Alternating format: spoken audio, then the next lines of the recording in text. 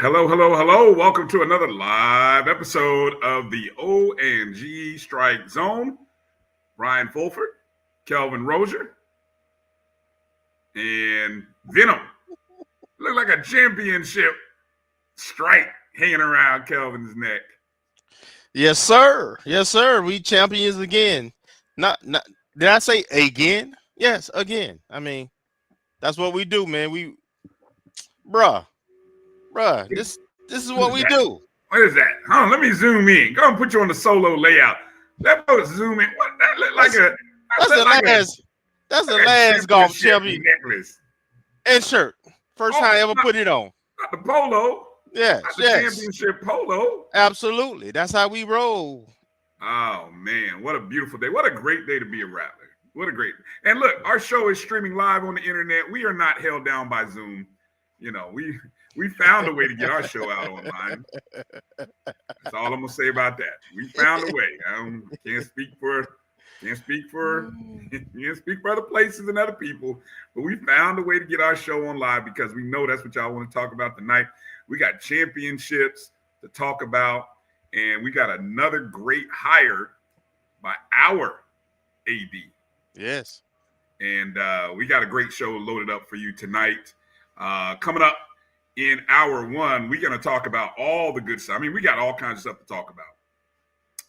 Congratulations to Coach Mike Rice and the 2025 SWAC Men's Golf Championship team.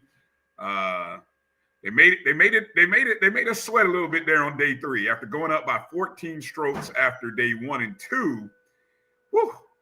Day 3 was. We can't wait to talk to Coach Rice about day 3 because it got to within 1 stroke, I think, with about 4 holes to play. UAPB, the 2-time defending champs, played like champions on day 3, and they came roaring back to get back in this contest. And we held on and ended up winning by a total of 6 strokes, I believe, in the 2025 SWAC championship.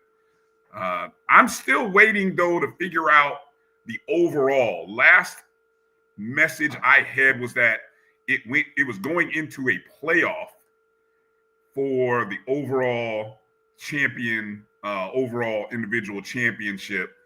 Have you looked at the latest stats? Have you seen anything on the latest? I'm on it right now, and they have both Sasha Robinson from Florida A&M and Jacob Holloway from Purdue A&M as 1-1. They both finished the tournament even par.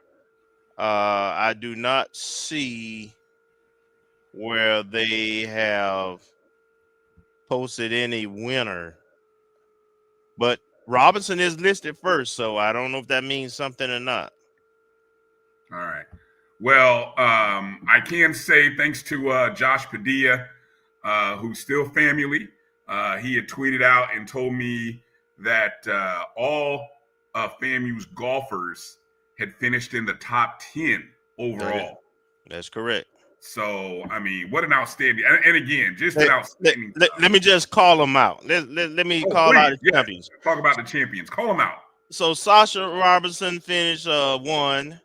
Then we have Miguel Elas, who finished 4th. Then we have Jonathan Scott, who finished 5th, tied for 5th. Then we have Taylor Bell, who finished 8th. And we have Emilio Garcia, who finished 10th. So, yeah, we did that damn thing.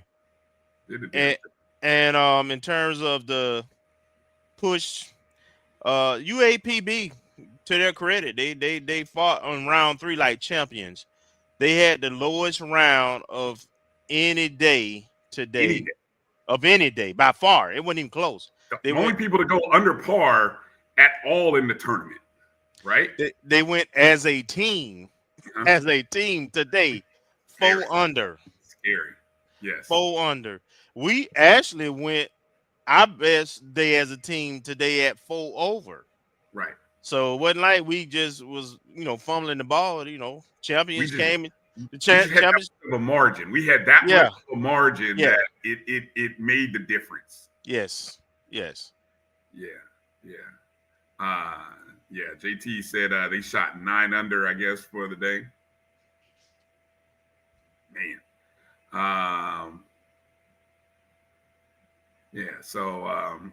But anyway, congratulations. This is I believe it's the second conference championship for Coach Rice. Of course. For the SWAC. Yes. Well, wait, now hold on. I don't recall us previously winning a SWAC title. Am I missing something? I thought this was our first. That's not the SWAC title. That's the national championship. Yeah,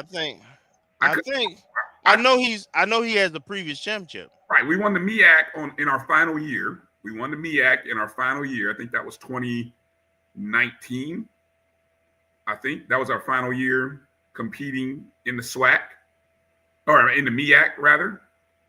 And so I don't know. I mean, I think, but anyway, it's our 199th conference championship. That part I did see for FAMU Athletics.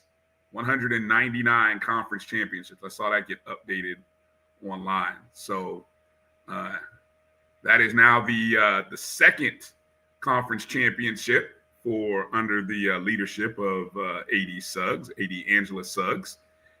First being the volleyball team in the fall. So, congratulations to Coach Rice, staff, the guys.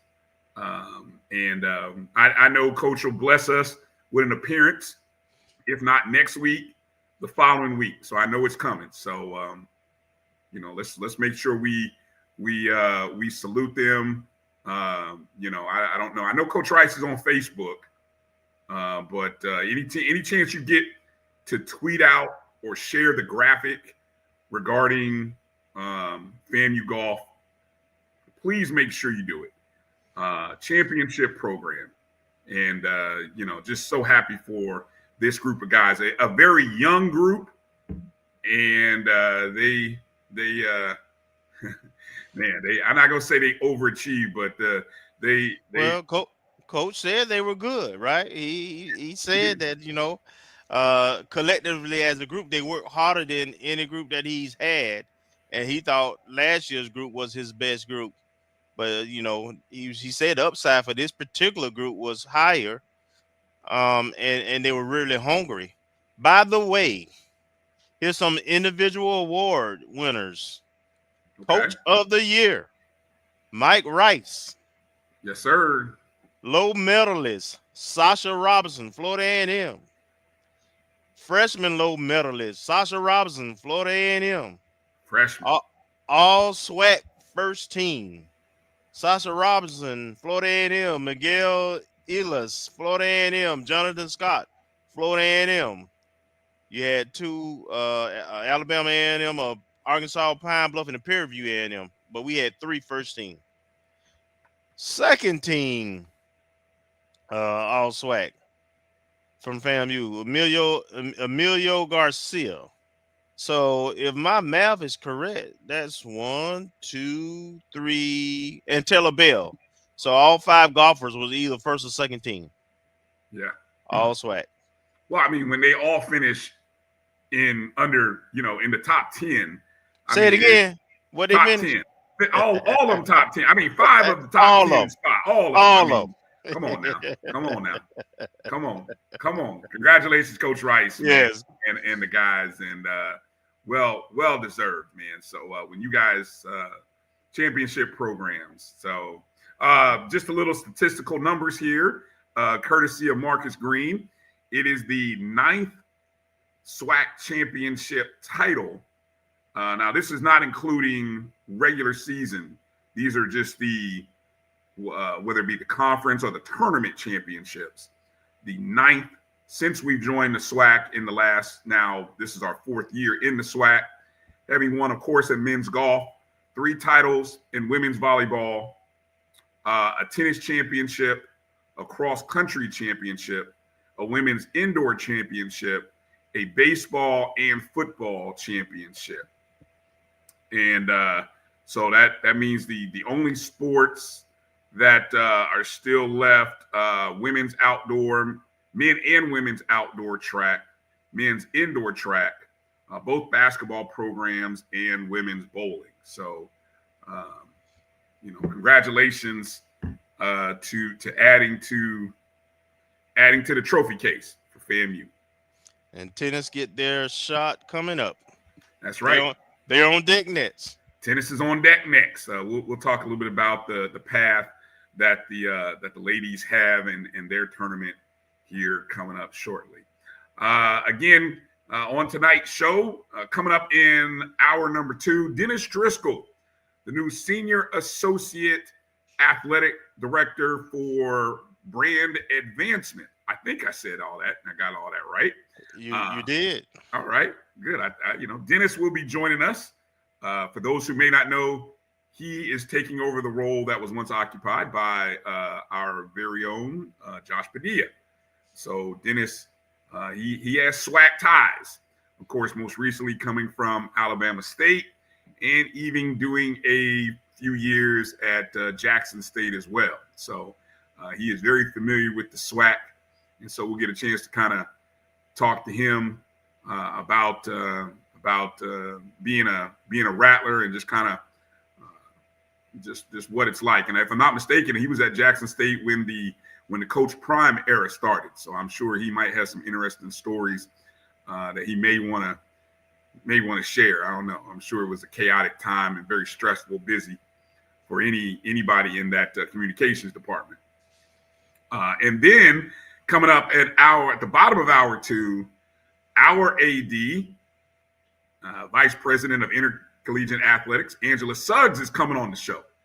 And of course, the big news that started coming out this morning is the hiring of we expect to be the hiring of the 16th head men's. The hiring.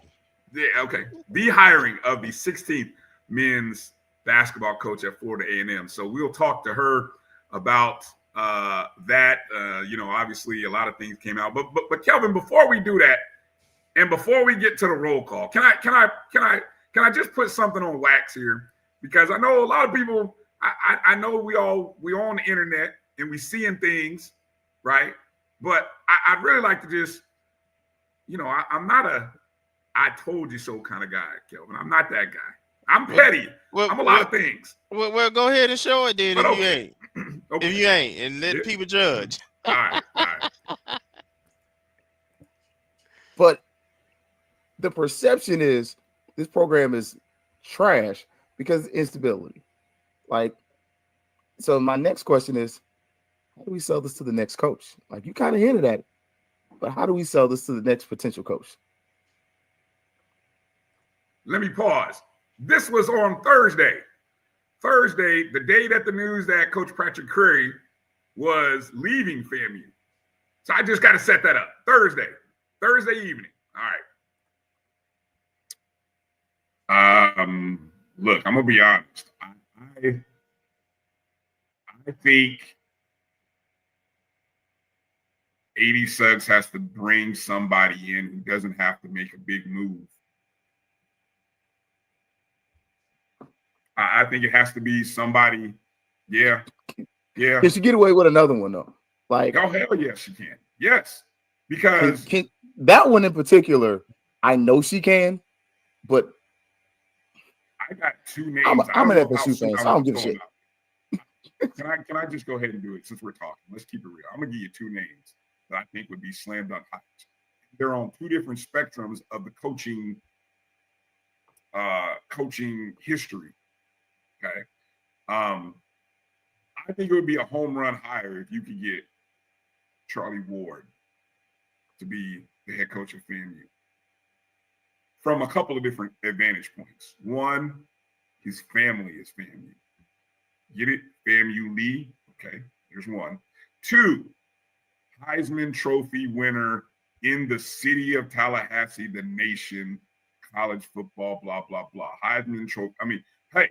Oh, number three, 15, 16-year professional basketball career. Number 4, isn't he opening some kind of basketball facility on the south side of Tallahassee? Believe so. Okay. Can you, I mean, I don't know if you can get him to leave Florida High where he's at. He's been there for how many years? 10, 15 years?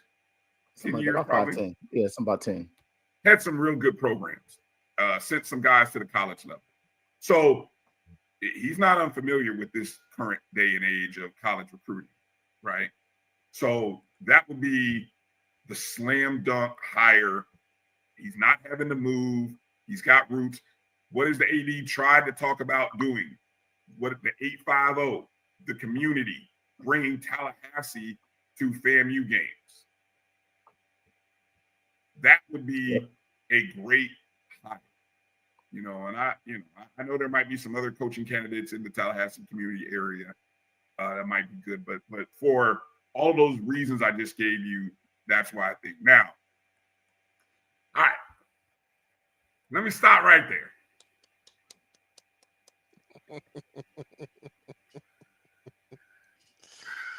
Now, just because I didn't say I had sources and all this other stuff, right? Thank you, Melissa. I tried to speak it into existence. And it's about understanding the marketplace, understanding your university, and understanding your athletic director. That's where that came from. And so, as we have seen the news breaking that Charlie Ward is ready to be the new head coach for Florida A&M. Kelvin, we come to you live in Tallahassee, Florida, to give us a perspective of what the vibe of the city is like with this announcement and what it has been like for the last 24 hours now. Well, first, let me say that, you know, when we were going through this process a year ago, we talked about some names, and of course on this show, and that was one of those names. It's a slam dunk. I would tell you that the excitement in the city is on swole right now. And here's the thing: the excitement is not just on the south side. I would tell you that Charlie Ward is beloved in this community. I mean, he's from Thomasville, Georgia, which is right across the state line. He comes from a family full of rattlers. Since he's retired from basketball, he went to Pensacola briefly and coached there for about 4 years, I think, 4 or 5 years. And then since then, he's been in Tallahassee the entire time. And he's been involved with youth sports and coaching basketball. And yes, he's building a complex actually on the south side of town off of Capitol Circle past the fairgrounds going to Woodville area. But he's beloved, of course, also because he was a awesome two-way player across the tracks. And, you know, at some point, once he's on, you might, I would give a tease. You might want to watch the O&G next Wednesday, but the excitement from that side, the north side of the tracks, is just as adamant as the south side. And what I tell you, this hire, what's may not be seen. I know our AD see it. I know we've talked about it, but what you're probably going to see with a hire of this stature is the financial support that comes with it. When you start talking about NIL and sponsorships, that name carries weight in this community. When you see the staff, I know he's still working on that, putting some of that together, but there's I would say we will see camps. We will see basketball camps this summer. What? Yes. What? Yes. We will see that. Sponsored camps. Well attended too, probably. It's just a different level that this hire brings with some resources with it. Mm-hmm. And so then of course the character of the person.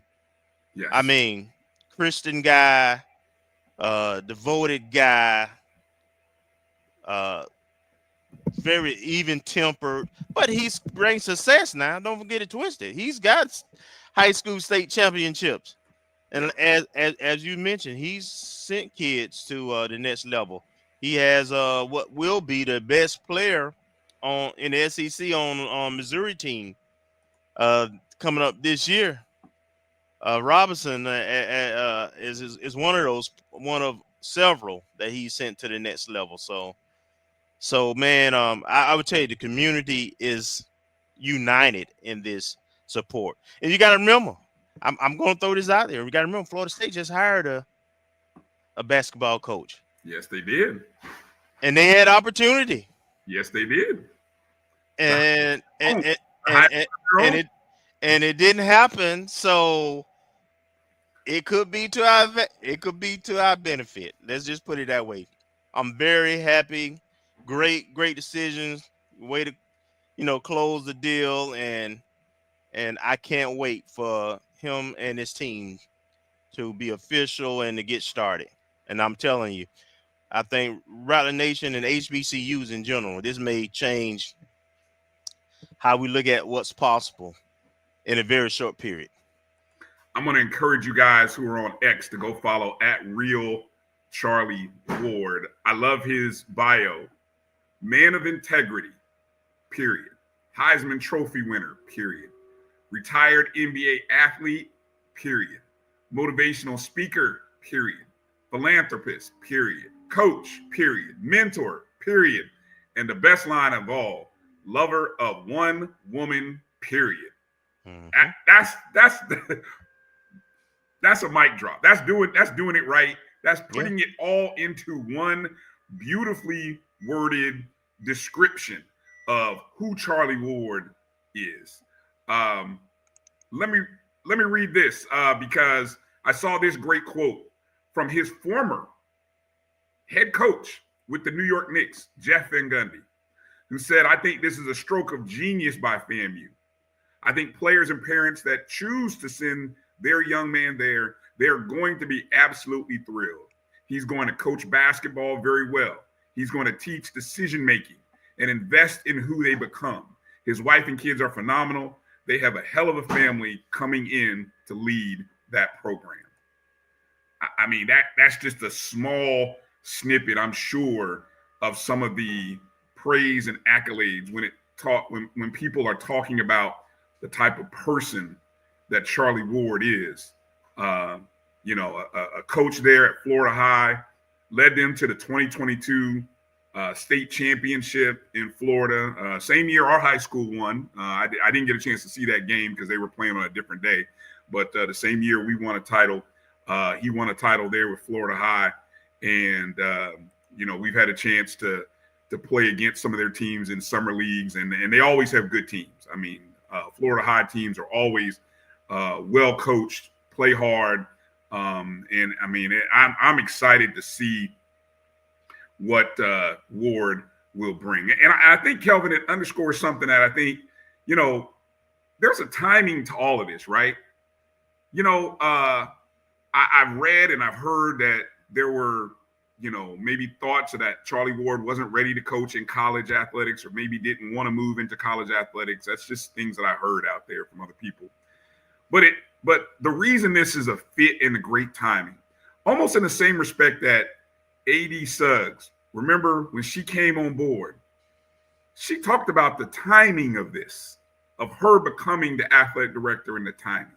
Mm-hmm. There were other opportunities, other explorations, but this and the timing of it was in sync with God's plan, right? And it all worked out. And yeah, I got to believe that here we are at a certain point in time in our program in college athletics even, and the mission that AD Suggs has for how we increase the visibility and the exposure for FAMU, right? What has she said since day one? Connecting with the community of Tallahassee, the 850, the surrounding areas, the people who are within an hour and a half, right? Mm-hmm.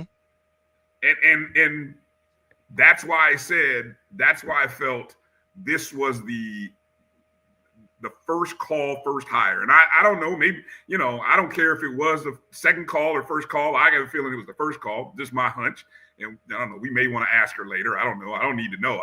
I just know this is the call. And I feel like if Charlie Ward had thoughts and ideas of working in college athletics, and maybe he had shied away previously, I think his relationship and probably knowing AD Suggs, you can connect the community ties that they both have. This was the hire. And then, of course, tying in the fact that, his family of Rattlers. And this is his opportunity to be a part of his family's legacy. Yeah. Yeah. There is a vision in place, JT. Yes, indeed. There is. there is a vision. It's good when you got a vision, right? Yeah, absolutely. Yes. And let me just say, because we critical and rightfully so when we need to be and have direct talks.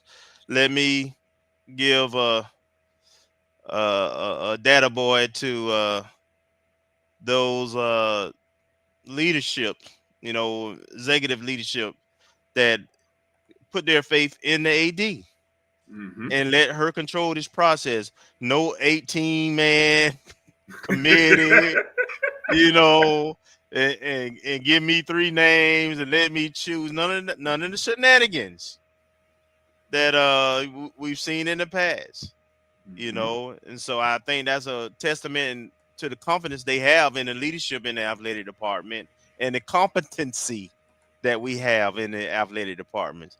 But it's appreciated that they've gotten out the way, and we all will be called to support this AD, these coaches, these players as this thing moves forward. Yeah.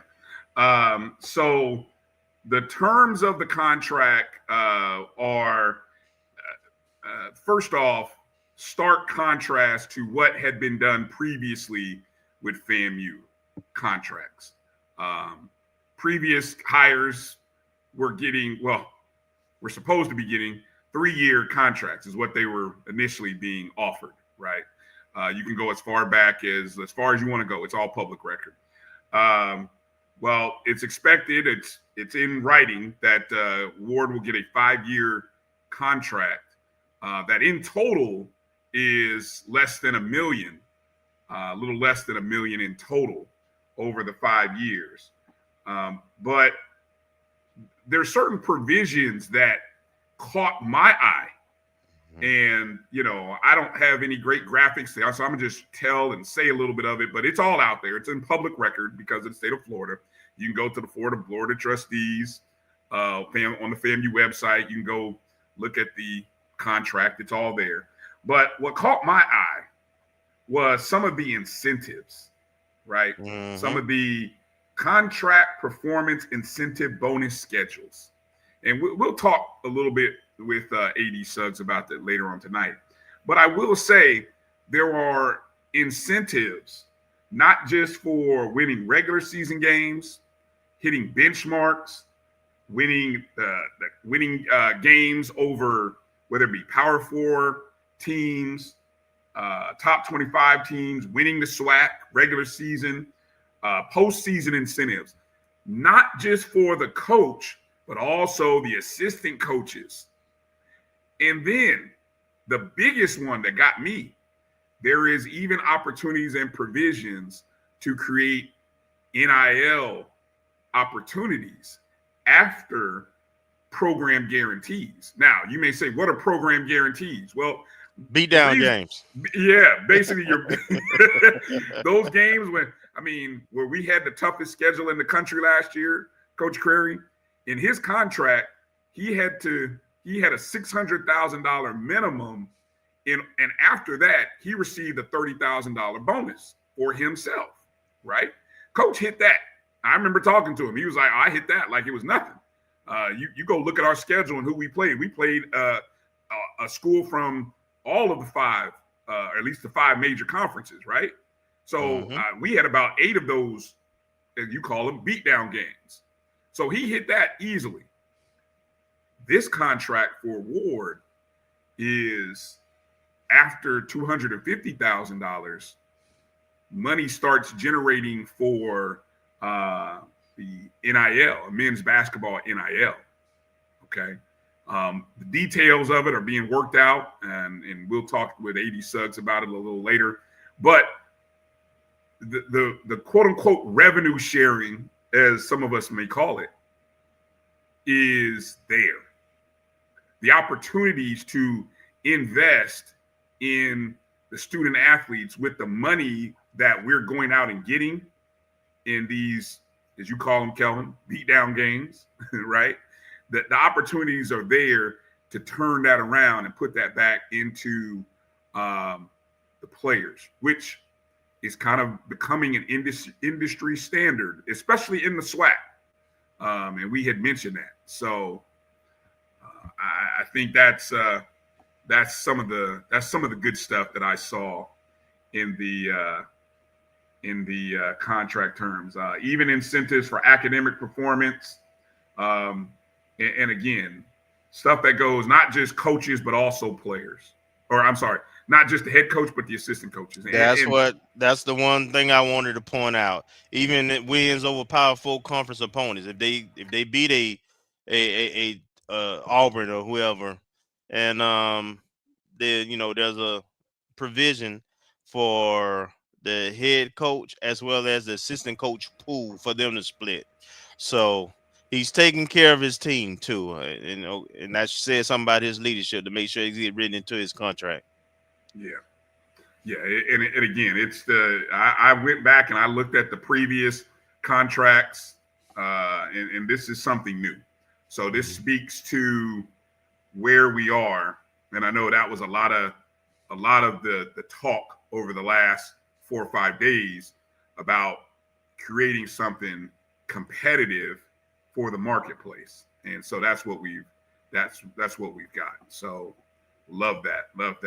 Any other thoughts you have or you want to share? I want to maybe if you want to get another word in, and then kind of maybe take a quick break, come back, do roll call, and then get into talking about baseball and softball. No, I'm gonna leave it where it at right now, because I know that Coach will be on and team, and I let them kind of talk about some of their vision, some of their plan, where they're trying to go. I'll let them share whatever it is they want to share, but I'm telling you, the excitement is beyond just W's. That resource piece, that support piece, it's absolutely. This is and I just, my last thought, Kelvin, and what's really cool, I went and you just do a search under Charlie Ward. And I mean, we were in college when Charlie was in college, right? But to see the news articles and things that are out over the past several years, he is, I mean, again, we're talking a 2-sport athlete. Of course, he came after, Deion Sanders, of course, another Florida State guy, 2-sport athlete. Charlie, a Heisman winner and a first-round draft pick of the Knicks, right? Elite. So, in other words, not just a two-way player, but another elite two-way player. Yes. Yeah. And so, just hearing and reading some of the articles, there's several articles out there that I've kind of read that maybe I skipped over or wasn't really paying attention to at the time. But in going back and reading it, it really gives you a great perspective on, Charlie Ward has not been just sitting on the side doing nothing over these last few years. He really hasn't. He has been active. It just he's not out there, running Instagram reels and well, TikTok. he's just a real down to earth but low key kind of guy. Just go about his business, right? He's not flashy at all. He's quiet, as a matter of fact. Right. So really excited about the hire. A great day to be a Rattler. And again, I'll save other announcements regarding it for later in the show when AD Suggs comes on, and we'll see if anybody know that BOT. I don't know if they were still postponed. Is that what officially was the word? Yeah. I think they're trying to get the schedule together. Because first of all, is Zoom even back up? First of all, but besides that, they got to get the schedule of everybody who has the vote, so they have a quorum, which I think would happen within 24 hours, frankly, because there's some other things tied to this time. And remember, the transfer portal is closing early next week, and I think our coaches is already working some things on that front too. One portal is closing soon. Another one opened up today. The good old football portal opened up. Hallelujah.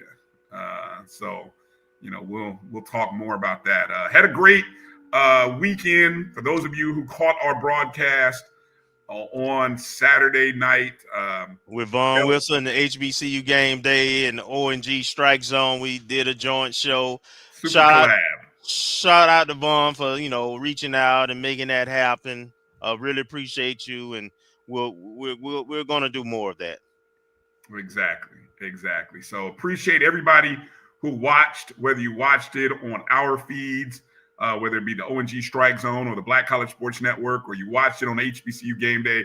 All eyes and good eyes, and hopefully whatever platform you watch it on, that you hit the thumbs up and the like button, whether it be Facebook or YouTube, because that matters as well. All right, let's take that break that we mentioned. Come back. Let's talk about what's happening with baseball and softball. Big weekends ahead. Big weekends last week. We got them Wildcats. It's BCU week. Yes, BCU it is. weekend. It's BCU week for baseball and softball. We had another school.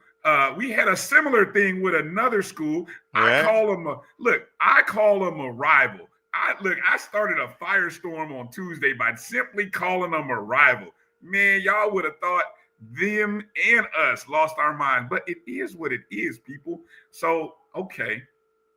But anyway, we came out successful in that series that weekend. Extremely. Got a good feeling about what we're going to do this weekend. Let's take that break. You're watching the O&G StrikeZone right here on the Black College Sports Network. We'll be back in just a moment. Since 2002, Empowerment Resources, Inc., a nonprofit organization, has empowered more than 1,500 youth and adults in Duval and surrounding counties. Through its programs, Journey into Womanhood, Girls Mentoring, Life Skills for Teens, and Parenting Education Coaching. To get involved with programs, volunteer, or donate, visit www.empowermentresourcesinc.org. Follow us on social media, facebook.com/empowerment.resources and Instagram.com/empowermentJAX.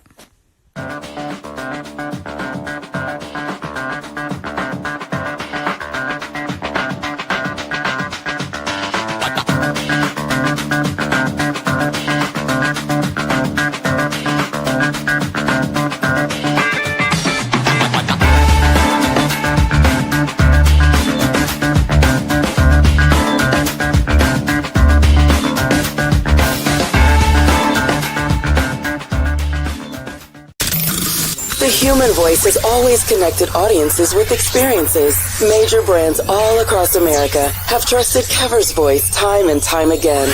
Conversational, powerhouse, intelligent, and sincere. That's the voice you need for your creative marketing process. KeaversVoice.com. Kever's Voice, Kever's Voice, KeversVoice.com. Always on, all the time. It's never too early to plant the seed, to share the tradition, and instill a sense of pride in your HBCU with your little ones. HBCU Pride and Joy Children's Boutique helps you share your school spirit with a wide selection of adorable kids' apparel and accessories officially licensed from your favorite HBCU. Visit hbcupridejoy.com and follow us on all social media at HBCU Pride Joy on Facebook and Twitter. When it comes to professional learning, teachers deserve better. From the leader in online learning, Stride brings you the Stride Professional Development Center, an on-demand library of mobile-friendly courses that gives teachers choice and flexibility, allowing them to learn anytime and anywhere. Our dynamic courses provide bite-sized learning and help educators advance their knowledge while also gaining professional development hours. It's time you take charge of your learning. Visit us today to get started.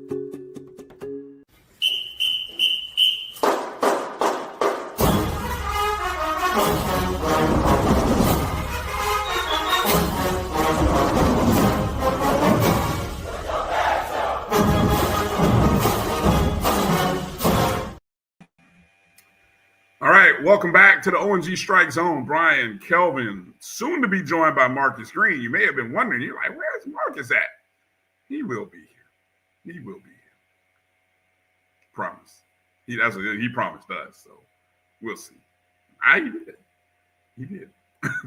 Hey, just a reminder, make sure you hit the thumbs up and the like button, however and wherever you're watching. Go ahead and feel free to share the show with the family. It's never too late to share it with a friend and let them know to make sure you're subscribed to our YouTube page, My JBN Online, the Jericho Broadcast Networks and Black College Sports Network. We are a part of, and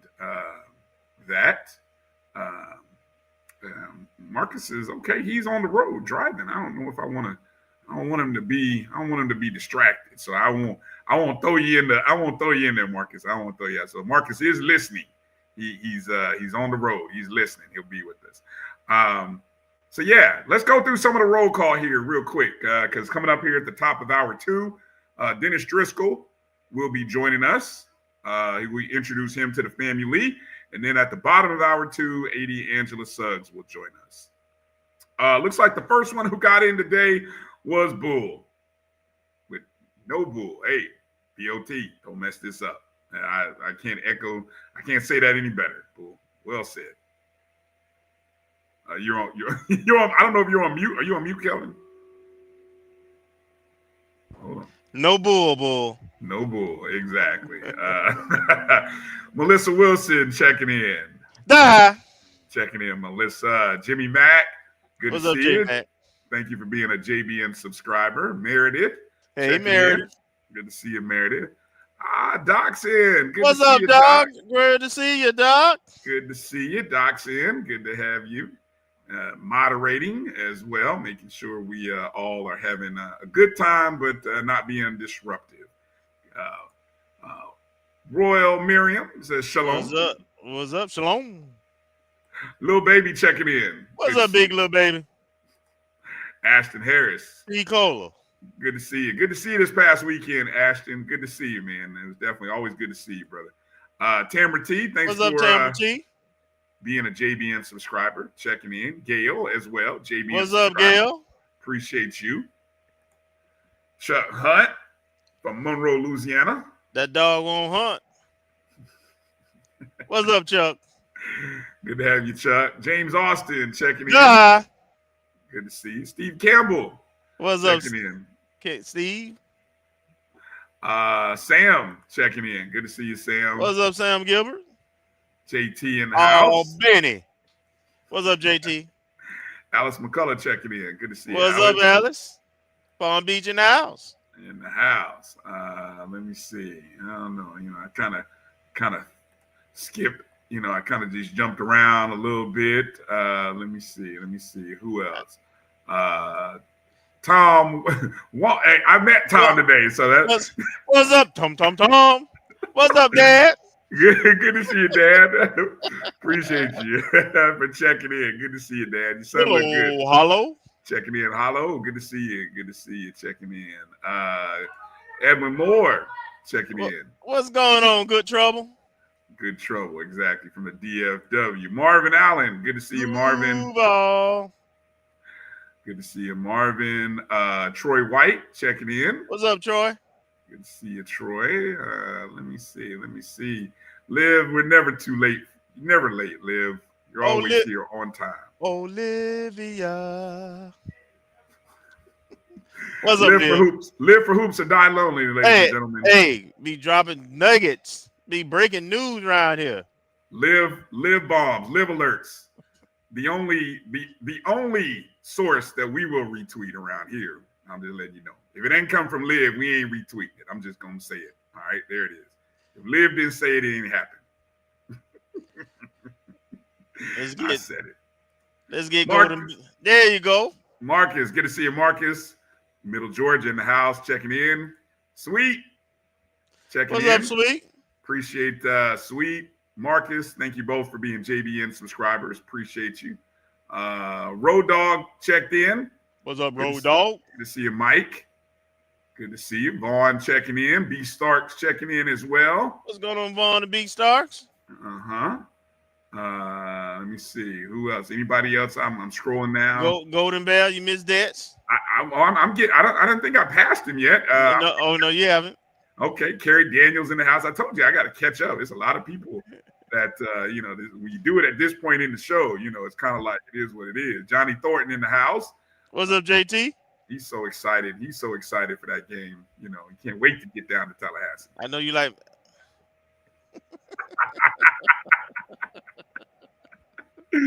Oh man, Mr. Kinsey, Rick Kinsey in the house. What's up, Rick? Tim Young in the house. What's Golden going on, Bear Tim? In the house. The family. And Vaughn, I miss Vaughn. Yeah, you missed Vaughn. About it. Get it right. Get it right now. GT3 in the building. What's going on, Gerald? Gerald checking in. Sermon Jr. Thank you for being a JBN subscriber. Appreciate What's going on? Terry Davis checking in. Ron Jab Williams checking in. What's up, Jab? Shaqo checking in. What's up, Shaqo? I love it. The family always checking in. Yes, sir. All right. Well, hey, let's start with oh man, hold on. Did I mess up? Oh, I didn't add the softball pictures. Doggone it.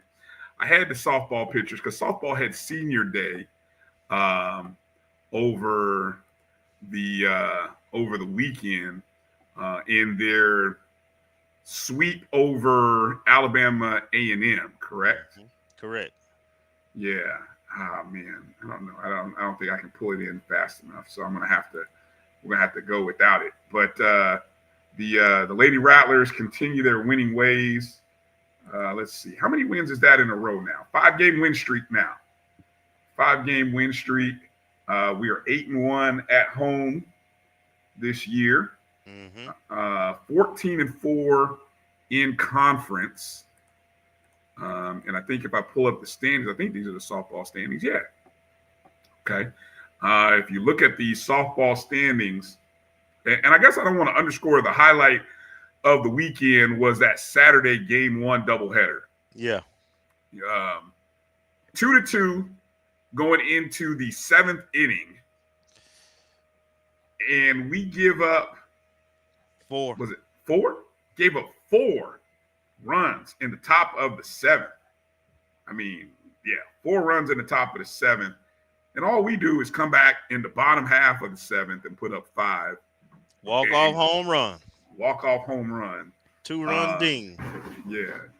End up winning the game 7-6 over Alabama A&M. The second game of that doubleheader, we ended up defeating the Bulldogs 6-4. So again, 8-6 on Friday, 7-6 game 2, 6-4 in game 3. Again, 5 in a row, and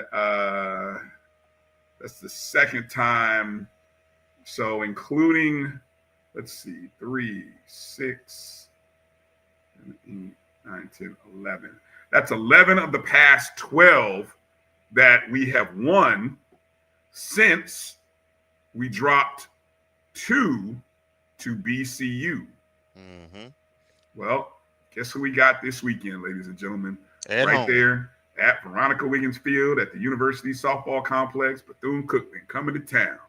Doubleheader on Good Friday, and we definitely want it to be a Good Friday and get 2 over the Wildcats. And then they finish off the series on Saturday. You take a look at the standings, what it means, right? Yeah. This is almost a separation opportunity, because after this, really, there's only one more series. That's the Alabama State series against Coach P. Against Coach P, and then it'll be time for the SWAC tournament. So we're in the home stretch, and look at the number of wins. We've won 5 in a row, 11 of the past 12. Bethune-Cookman has won 6 in a row, and so they're sitting. And again, they're a game shy. I don't know if there'll be a makeup with Jackson State. Depending on what the how things fit. If they clearly in 2, I don't know if the conference will force them to make that up. If they're a game 2 ahead of the 3rd place team or the 2nd place team, but as of right now, yeah, they are a game behind them and Jackson State, because that was the game that got washed out. Right. So again, the last meeting, we won game 1, lost game 2, and in the rubber match, I think we had the lead in the last 3rd game. Yeah, and gave it up at the end. Yeah, gave up 4 runs and had a 3-0 lead. Mm-hmm. Gave up 4 runs in the bottom of the 6th inning. Mm-hmm. And so that's how tight this series is going to be this weekend. So I guarantee if you are fortunate enough to be off of work, or maybe you're taking off work this weekend, I definitely want to encourage you to head out to and you're in Tallahassee. Maybe you are not, but if you're in Tallahassee, I want to encourage you to get over to the complex and go check out the Lady Rattlers. All right, the baseball team got back from Itabena, Mississippi. There's something about going to Itabena, man. It must be the trip. It's got to be. We were rolling in hot in terms of, we were rolling in having only lost 1 game in conference play. And we took 2 out of 3, won the series.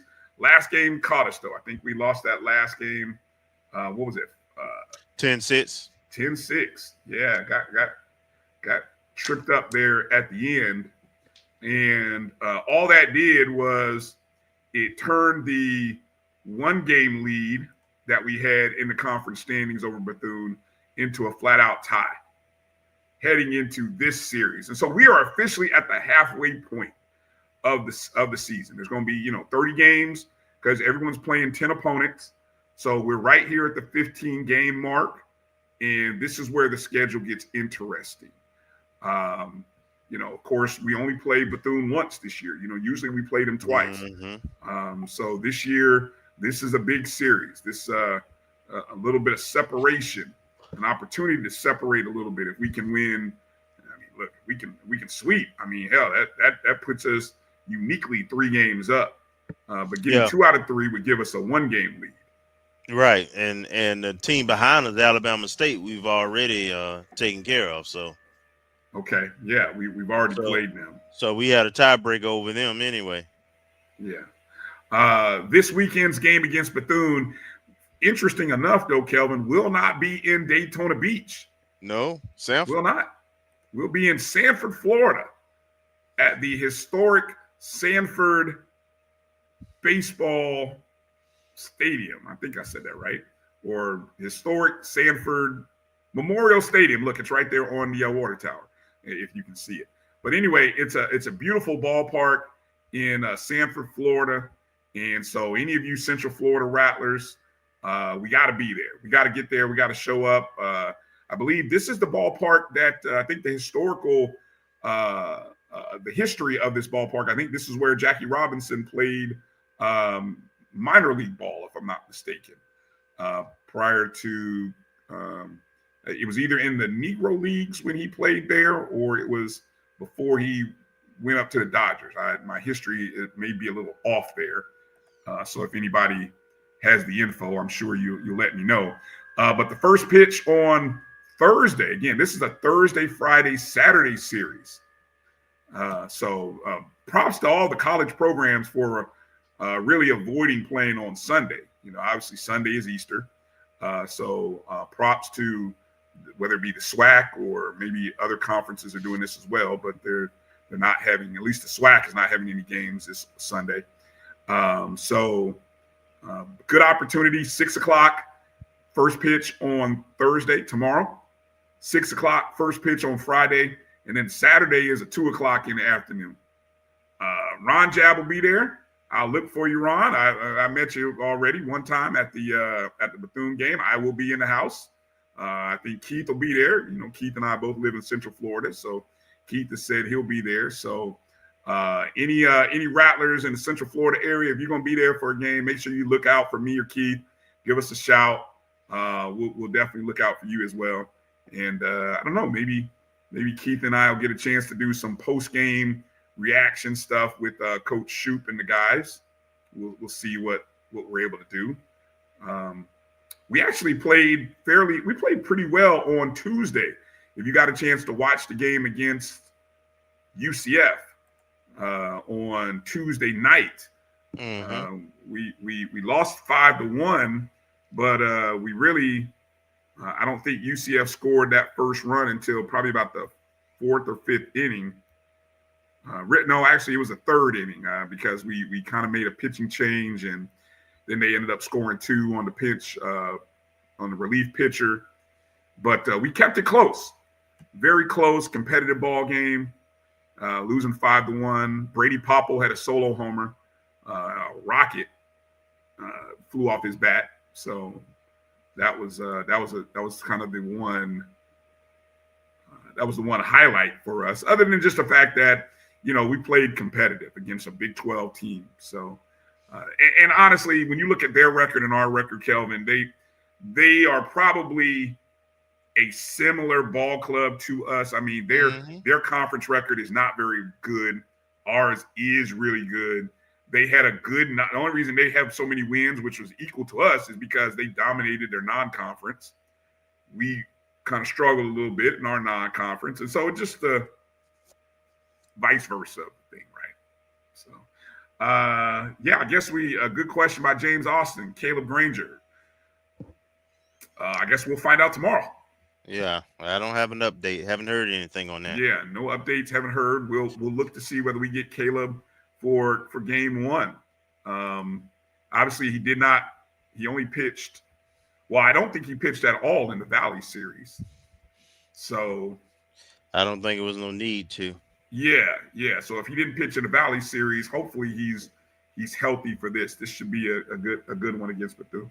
I don't know. Maybe we'll ask Dennis Driscoll coming up here at the top of the hour. Maybe he'll give us some insight. We'll see what we get from his office. So coming up here on the other side of this break, Dennis Driscoll will join the show. And so any questions that you guys have, brand, communications, media-related questions, feel free to get them in the chat rooms. Now's a good time. And we'll get a chance to talk to Dennis on the other side. You're watching the O&G Strike Zone right here on the Black College Sports Network. It's a great day to be a Rattler. We are champions. That's who we are. Don't forget it. We'll be back after these words. Let's face it, shopping for insurance can be time-consuming. That's why when it comes to your auto, home, and life insurance needs, make things simple and trust the experts at Allstate.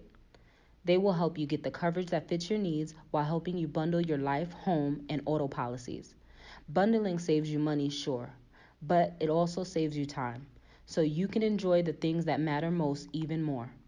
Contact me, Tammy Haynes, your local agent, for a free personalized insurance quote. Allstate, are you in good hands? There's a shot. To right. It could be. Right field. Grand slam. No. What a shot. That's how you get hot, young fella. Thank you, guys, for what you do for HBCU athletics. This is a fantastic avenue for all of us. This is our ESPN, so we love what you guys do, and all you guys at BCSN. We really appreciate what it is that you guys do for us. Are you hungry for authentic Caribbean food? Like jerk chicken, oxtail, red snapper, shrimp, tofu, and rasta pasta? Well, find your way over to Mango's Caribbean Restaurant, 180 Auburn Avenue, right next to Royal Peacock in downtown Atlanta. Them belly full, but we hungry. Mango's Caribbean Restaurant, open daily from 11 a.m. to 10 p.m. And on Friday and Saturday, we're open till 4 a.m. Come to Mango's and put some spice in your life. Oh, we've got a good thing going.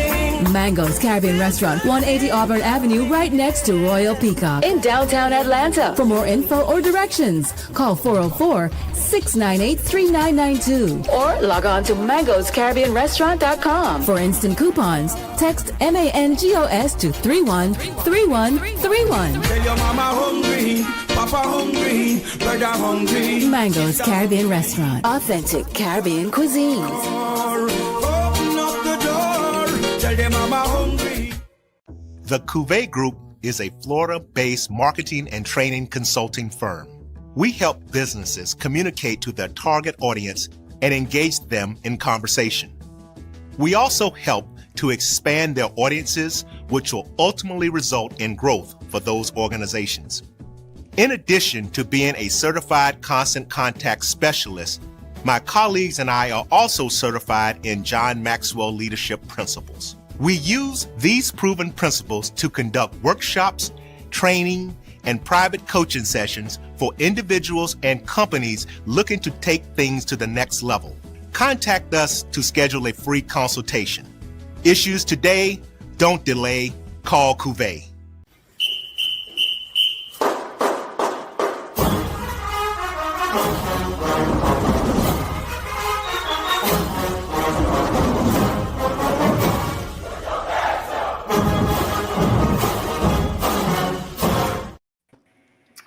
All right, welcome back to the O&G StrikeZone. Bryan Fulford, Kelvin Rozier, and joining us for the first time, Mr. Dennis Driscoll, the Senior Associate Athletic Director for Brand Advancement. Did I say it right? Okay. It's a tongue twister. I'm good. I've been practicing, Dennis. I'm trying to make sure I didn't flub it, right? Welcome to the show, man. Good to have you on. Thank you. I appreciate it. And it was a pleasure to actually meet you for the first time on Saturday at the Orange and Green game. And so how has the transition been from Alabama, previous stop there at Alabama State, down to Tallahassee? It's been pretty good. I know last week I had to go back to Alabama. I was supposed to be on the show last week. So, it's been pretty good. I've been talking to a lot of FAMU fans and people who are fans of the program, and it's just it's been fun. It just seems like to me that FAMU fans and alumni, like y'all just know how to show out. Like it's FAMU's here, and then I'd say everyone else is here when it comes to support that I've seen on social media and online, and that's really encouraging for someone that's in my type of role, because at the end of the day, I want to promote our student athletes and our coaches for all the good and great things that they're going to do, and to have that fan base behind our back is really cool. Well, we love to hear that, Dennis. Given some of your previous stops, namely schools like New Mexico State, of course Jackson State, and Alabama state within the conference, Stephen F. Austin and University of Northern Colorado. So, I mean, it really warms our heart. Lets us know that we're out there doing something right. We're doing something right. Absolutely. Yeah, exactly, JT. I might have to clip that. You know, see, that's the kind of stuff right there. See, that's the kind of stuff, Dennis, that gets it going, man. You know, there we go. I made a simple post about something and it caught fire, man. Like I had thrown a match into a brush fire, and that's what it does these days in the SWAC. Let's get into maybe just kind of start with giving people a general perspective on your role, because you've got quite a extensive background in communications. Right. And when I was getting old here, but when I was in school, you know, athletic departments just had a sports information director, and right. you know that. But now it is evolved into so much more that SIDs and people in the communication departments do. So give people the sort of the elevator pitch of what you do, or how you describe what it is you do, you know, in general for FAMU. So essentially it's public relations, media relations, social media, comms, all that kind of comes under. Hi, Gerald. Nice to see you. That's under one umbrella. You know, that, as you mentioned, the SID role that everyone kind of is accustomed to. That I don't want to. I mean, it's kind of dead. It doesn't really exist anymore.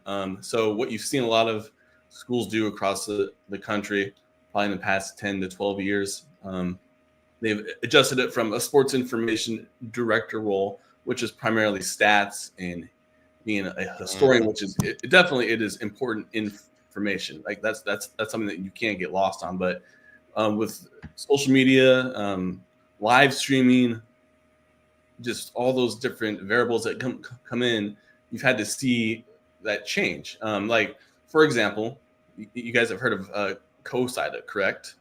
Oh, yeah. So actually, they rebranded a couple of years ago to College Sports Communicators, because they saw that the world has changed.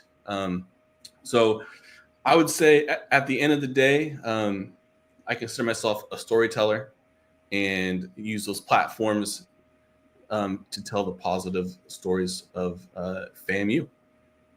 Nice. Go ahead, Kelvin. So I see in the chat someone had a similar question. I usually, when we introduce people to Rally Nation, we always like to kind of figure out, you know, what's your background and why you what attracted you to the FAMU job. So kind of start with your background, even though I know he mentioned your stops, but just kind of talk about that, and then why FAMU. So my first ever job was at the Custer County Chief in Broken Bow, Nebraska. It's a weekly newspaper. I lived in my parents' basement for a year and a half, my first real job. So, and then I went to the large daily newspaper in the area called the Kearney Hub, which was owned by Warren Buffett at the time. And just kind of some small random story, like he had just bought that paper, like the whole news service. So I would get emails from Warren Buffett about stuff. It was a cool thing. Just say that I got an email from Warren Buffett himself. But after that, I decided to go to that. I wanted to work in college sports. When I was an undergrad at Wayne State College, also in Nebraska, I interned in the sports information office, and I was like, how do I get back into that door? And I took a volunteer / GA role at Northwestern Oklahoma State, and that really was my first real job in college sports. And it's I had to take a couple steps forward to take a leap. Well, I'm a couple steps back to take a leap forward, and it's worked out for me. I would think. And I've worked, I've done some pretty cool things at Jackson State. I was there for the Coach Prime experience, and then I went back home to Colorado for about a year and a half, and then went back to the SWAC, Alabama State, and then when this opportunity arose, had a conversation with AD Suggs, and we just agree on a lot of things, and I just made it simple when everything's aligned. And I would say just the brand of FAM has the support. It's a top 100 media market, so that means that you have eyes, ears, you have a newspaper, you have TV stations, so people care, and that's for me that gets my juices going, because I would say if I had an area that I thrive in, it's working with media, and at Jackson and we'll say Alabama State as well, like I was able to generate some positive relationships there and just move the brand forward. Right. Be better today than yesterday. 100. If you're 1% better each day, that means you're getting better. And it's going to be small steps. And then I also I want to give a shout out to Josh. I'm pretty good friends with him. He did a really good job. Yes. I have some pretty large shoes that I need to fill. And yes, I respect him, respect the team that he has assembled here. But what has helped me with that is Josh left it in a good spot. So from there, the train, hopefully I don't knock it off the track, but he has a structure in place. And then over this summer and the fall, I'm going to see that we're going to put my spin on it and move the brand forward. That's all about me. What I want to move forward and tell that what our stories are. And you going exactly where I got to follow up, Brian. That you're going exactly where I wanted to go. So, what are some things you would like to do here at FAMU? I would say, well, already in place, you have the strong social media presence, and I would say continue to have that going. Really want to do more video content, which has been done in the past. That's already there, but I think we can be more consistent in that aspect. Consistency is key. I mean, if we're going to put out a video every Tuesday at 6, and we need to do that every Tuesday at 6. Graphics, I think, have been really solid, but just to continue to do graphics that tell our story with stats and standings, and there's so many things that we could do. It's my job to go find what those are and find, use my sports information background to find those nuggets. Like, here's a nugget for you. We are at 199 conference championships between the MEAC and the SWAC. So will 200 be women's tennis this weekend? So that's something that, I need to make a graphic to celebrate. That's our 200th conference championship. Mm-hmm. Yeah. So, and then from a revenue avenue, one thing that I think, and it's been done in the past, but we got to live stream all of our games.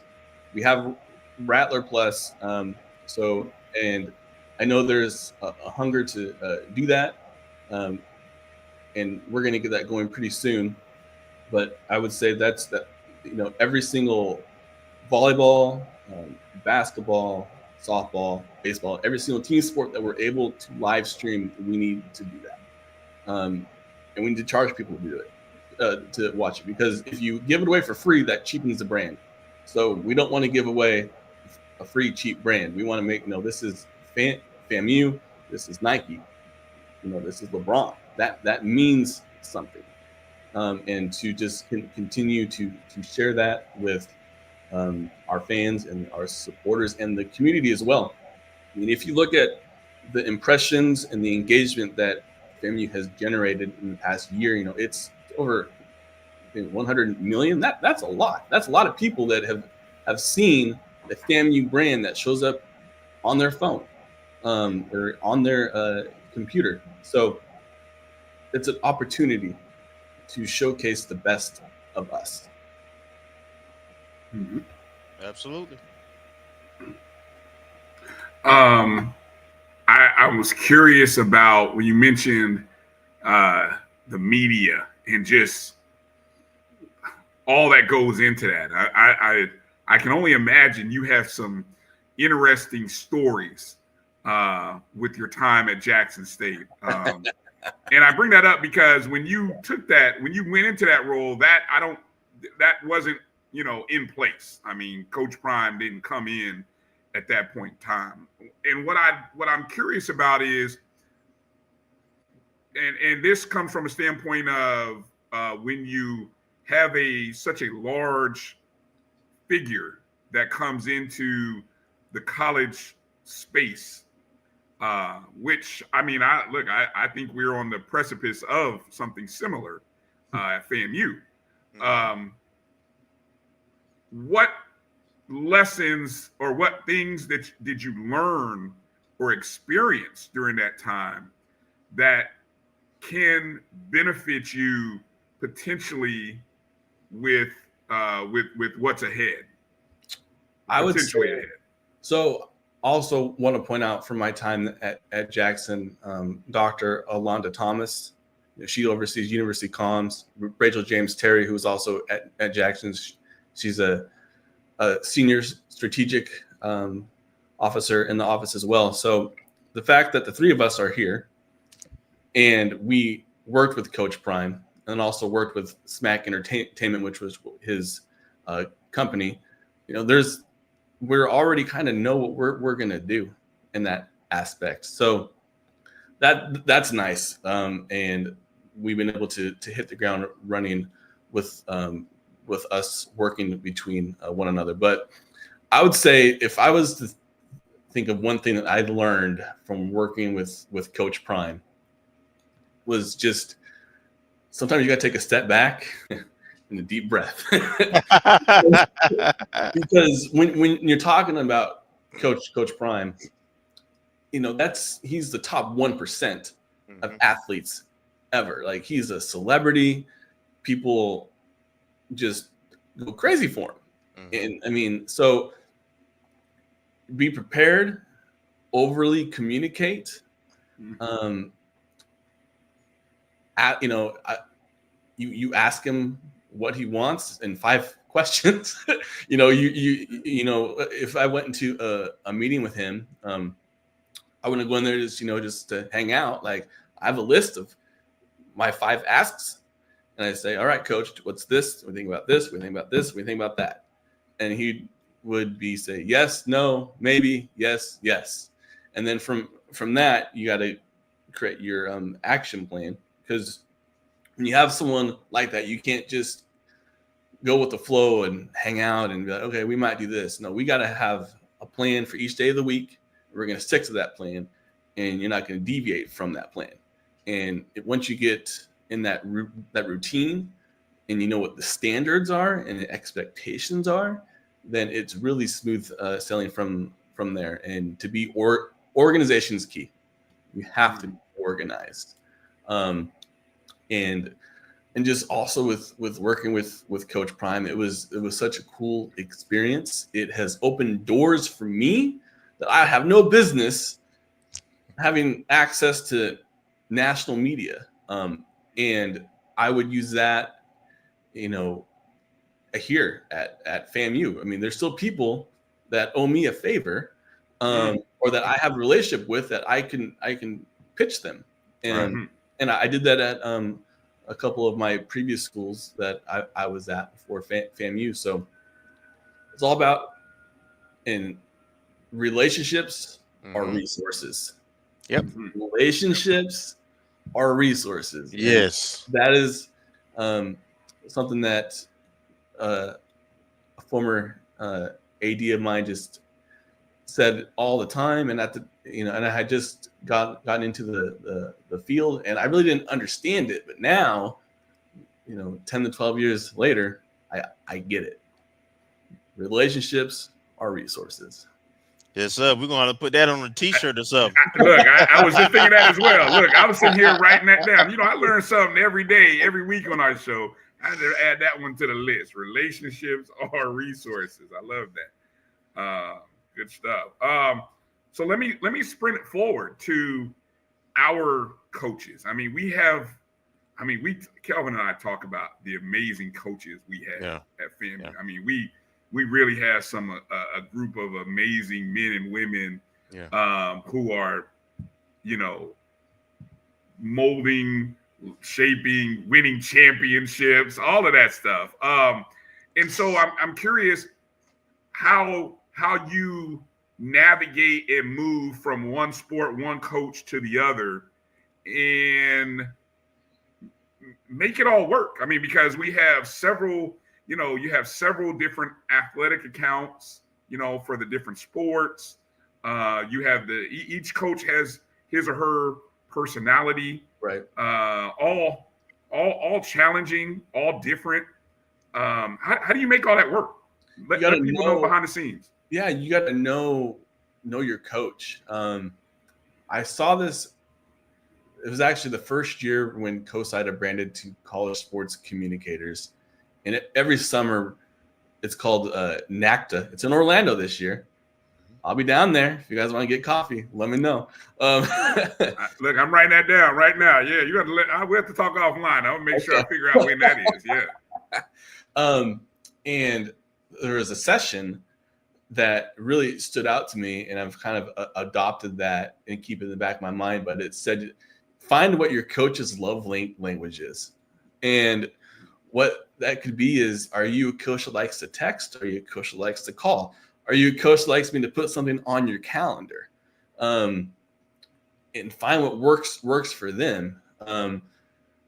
Find how they like to be approached. You know, with Coach Prime, he likes to be called Coach. And I wouldn't call him Dion or Coach Sanders, or I call him Coach. And just to that level of respect, and you meet him at that, because at the end of the day, you know, I swear I'm not going to talk about Coach Prime all the time, but it's just such a reference point of where I got to today. But at its core, beyond, you know, the Coach Prime aspect of it, his job as to go in there was to win games, graduate student athletes, and that's what all coaches want to do. Mm-hmm. Sure that person that's under their care is successful, and that's what Coach wanted to do at Jackson State, and I'm sure he's doing the same thing at the University of Colorado. So that, for me, that's what I've done, is just, you know, meet them where they are. And I would like to think I have great relationships with a lot of the coaches that I've had stops at, you know, and that's worked for me. And so far with the coaches I've met at FAM, you know, Coach Gurkhan is right down the hall. He'll come down, he'll chat. He's offered me coffee every day. It seems like. I met with Coach Colsey for the first time yesterday. You know, we want to get him through spring ball and get through that madness. And I had a good hour conversation with him. You know, what his expectations are, and how I can help him. I want to support the head coach, and articulate that to them. And within my office, how can I do that? Because I want to win too. Mm-hmm. Mm-hmm. I mean, we all want to win. And that's what I would say is what my guiding principle is. Gotcha. Talk a little bit about the various mediums that you have access to. For example, you know, our website, our Instagram, our X handles, Rattler Vision, Facebook, Rattler Vision, radio. What's your plan? How are you managing updates to those, and what kind of staff are you building, or do you have in place to sort of keep that information updated? So right now, it's myself and students, and we have a couple contractors that does video. So right now in that aspect, I'm by myself to an extent. So, but we have a great student base here. AD Suggs is going to allow me to hire some more help later this summer and get another body in here that's going to at least help in that aspect. So, like you said, I have access to the website and to social media and all of that. So, I would say with the website, I kind of have to do a little bit of a heavy lift right now. Josh left in January, so there's going to be a void there. So a lot of it, and it's fixable. So just going through and seeing what needs to be fixed and updated, and just kind of get the ball rolling on there. And then with X and with Twitter, it's always going to be Twitter to me. I just can't say. I agree. I don't know how I got that out, but it's always going to be Twitter. Right. It's always going to be Twitter, but and then YouTube as well, and Rattler Plus. So I would say what's worked for me is let's find where our fans are, right, and go from there. Obviously Twitter and Facebook have a large following. Instagram is big too. So I would say those are the three that I would like to primarily keep on using and invest our resources in. I know there's been other platforms like TikTok, Blue Sky, Spill. Never heard of Spill till today, but apparently it exists. But it does. I would say, if there's fans there and it's meaningful to use those platforms, then absolutely, then we'll look at using those. But as of now, I would say just use what we have. Let's be good at what we have before we expand into other avenues. Absolutely. Right. What else? You got anything else there, Kelvin? I'm kind of interested. He talked about his plan, and he really answered the question I was going to ask about resources and him being able to bring somebody on, because we have 14 sports, and right now you came in the middle of the spring where where every sport just about is playing, right? So yeah. So I know the work that you kind of trying to do and catch up, just keep afloat, as a matter of fact.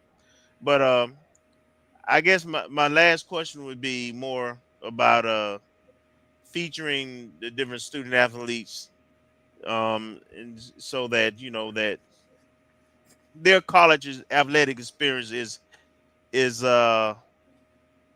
captured, and treasured. Kind of talk about some ideals and some things you may have done in the past, or what's your approach to that? I would say I've always told myself this was, everyone has a story to tell. You might not know it. Like Kelvin, you have a story to tell. Nah. Bryan, you have one. I have one. So that means each student athlete that comes across the doors on this campus has a story that needs to be told. And at my core, that's what I want to do. I want to tell that story. If it's a video segment, if it's written, if it could be both. I mean, we have a great J school, and we have about 10 to 15 interns right now that have been plugging along. Like if the content that was being pushed out, it will be pushed out now, and then before I arrived, that was the fantastic students that FAMU has that was producing that. The video content recently, that's been a student. So to leverage those relationships and resources to continue to make that happen. You know, that's definitely what we got to do, and just move the ball forward with that. Okay. And you mentioned sort of where my last question for you, Dennis, was going to go, was about building those relationships or continuing those relationships with our J school, or even our school of business, you know, or maybe other entities, but especially for what you do, you've got so many young people in the J school. Is that a formula that you have utilized or seen at your previous institutions? And what outside of just your standard internship, I mean, how can that relationship grow? I think, well, so when I was at Stephen F. Austin in Texas, we had a 20-person intern team, students, and what was just crazy about it, it didn't like, I didn't plan for this to happen, but it was all females. It was a 20-member team, all females, and COSIDA, College Sports Communicators, now they actually did a profile on it. So, and we found, you know, we interviewed them, we found what they liked. Like for example, we had one young lady that used to run cross country and track in high school. Now that was her thing, and she thought we can do more stuff on the track and field social accounts. So I was like, okay, well, you're the track and field social person. And at first, you know, it's kind of, we had to filter things, you know, make sure that she was posting what needed to be posted, not embarrass the program. Professional. And she made it her own. And then, have you guys heard of Skull Sparks before? Yes. So I have. They track social media metrics, and they used to track Twitter, but when Elon did his thing, it's kind of hard to get access to that now unless you pay a lot of money. So I don't think anyone wants to pay that money. But we went from having no traction on the track and field page to all of a sudden, with the content she was making, it was video, it was photos, it was consistent. She made a calendar, all of that stuff that we did with all of our sports, but she made that her own. And we went from not being on a radar to we were top 5, and we were, you know, in the same conversation as Oregon. And if you know anything about Oregon track and field, like that's top tier. Yeah, like that is number one. Yeah. Right. So you saw the SFA logo about 4 steps to the right of the Oregon logo, and that was a cool moment for me. It's like, okay, so that means that we're making a difference on social media. So what I would suspect that would like to do something similar here. I know that I'm going to connect with the J School soon. We're going to be advertising some aspect for our next batch of interns to come through. If they're all female, great. If they're not, great. We just want talented young men and women that want to do the work and help them propel to the next step in their journey from once they graduate. Because at the end of the day, this is a university. This is a place of higher education. So it's our job to give them the tools and to prepare them for the next step of their life. Absolutely. Well said. Well said. And if I could throw a little something in there regarding video, Dennis, you know, I would tell any young person, don't be scared to turn the camera horizontal. I mean, I know everything is, you know, I'm old school, right? I mean, the horizontal, you know, like it might appear on your TV or your laptop. You know, don't be scared to turn. You know, I know everything is in portrait mode because of the reels and everything, but don't be scared to turn it side. That's all I got, Dennis. I'm going to do your job. You know. That's just me. I appreciate it, guys. Hey, all right, Dennis, let people know how they can reach you if people have things they want to share. I don't know if you're up for taking ideas yet, so be cautious on this, on what you say next. But if people if people wanted to contact you and reach you, how can they do that? The best way is Twitter. Denny Driscoll, Denny Driscoll, Driscoll. I'm really active on Twitter. Please don't talk to me on IG or Facebook. That's for my friends and family. So I'm probably not. If you message me, I'm probably just not gonna see it because I have my settings like on tight, like it's like Fort Knox. But Twitter, that's the best, and I'll interact. Like I will acknowledge you. And now that I've been here for a couple weeks, I'm going to be a little bit more active on Twitter. And there's been when news got out that I was here, like I think I got like 20 followers on Twitter like overnight. It made me laugh. It was just like, okay, so I guess people know I'm in town. Yeah, we knew we had to let the world know, man. You were coming with a championship, man. You know what I'm saying? We had to tweet that out. They're like, look at Dennis with a title. I said, make sure you bring that on down to Tallahassee. Bring some of that mojo down to Tallahassee. No, what was crazy was that was a blur. So that night was a Saturday. Like, yeah, we won it, and then I was in Tallahassee on Tuesday or Wednesday, and and I was just ready to go, and I'm ready to go now. Like I'm really excited to be here because I feel like FAMU just it's top tier. Its brand is it's real. Its fans care. Alumni care. Oh yeah. You're gonna tell me all the great things I do, but you're also gonna tell me, man, Dennis, you should do this better. Oh yeah. That comes with the territory. You've been in the SWAC. You know how it is. It is rough in the SWAC, brother. Yeah. Well, hey, you brought some of that mojo. You got your first championship team to cover. You hopefully here in the next 24, 48 hours, you got hopefully a really big hire and a lot of big news and attention that'll be coming with that. So that will be coming. So your job's about to get really, really fun, Dennis, if it wasn't already. It's a blast.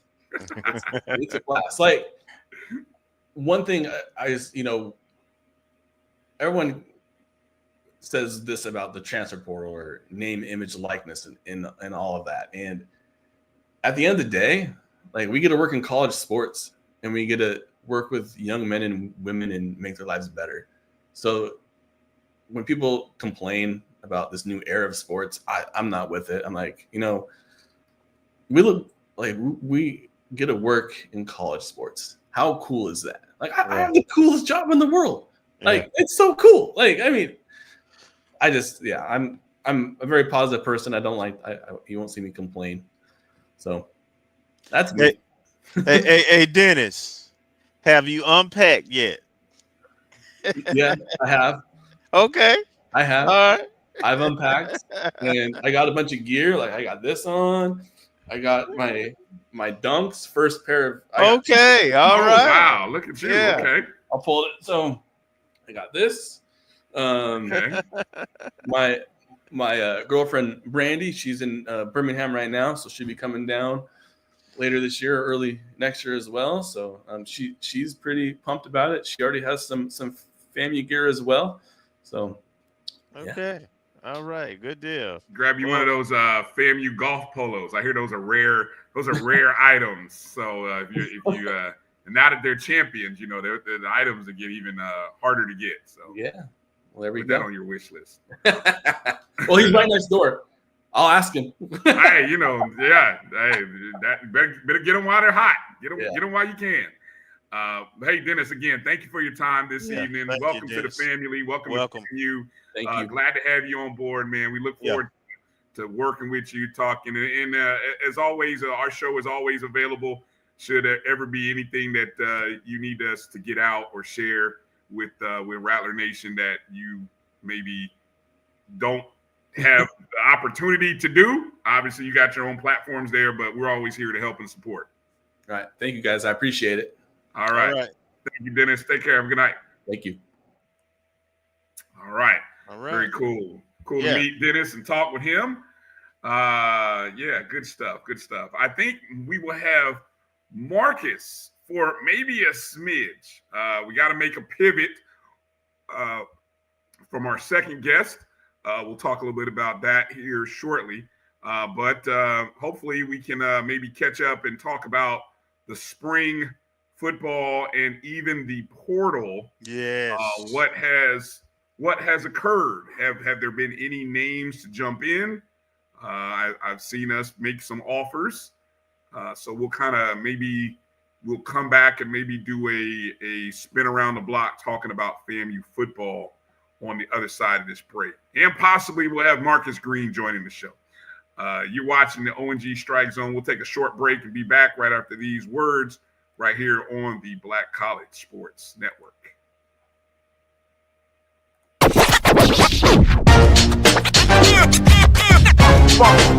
It's like a loot machine.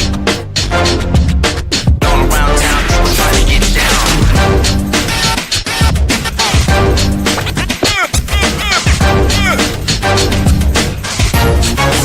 It's like a loot machine.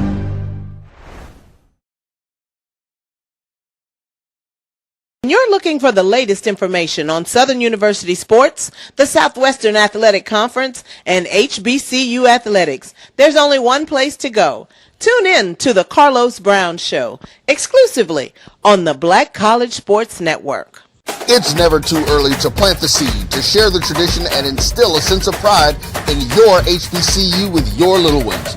HBCU Pride and Joy Children's Boutique helps you share your school spirit with a wide selection of adorable kids apparel and accessories officially licensed from your favorite HBCU. Visit hbcupridejoy.com and follow us on all social media at HBCU Pride Joy on Facebook and Twitter. Hey y'all, it's your girl Sonia from She Say Sports. Make sure to check us out every Friday morning at 9 a.m. on Black College Sports Network, YouTube, and Linktree. And please don't forget to subscribe to our YouTube page.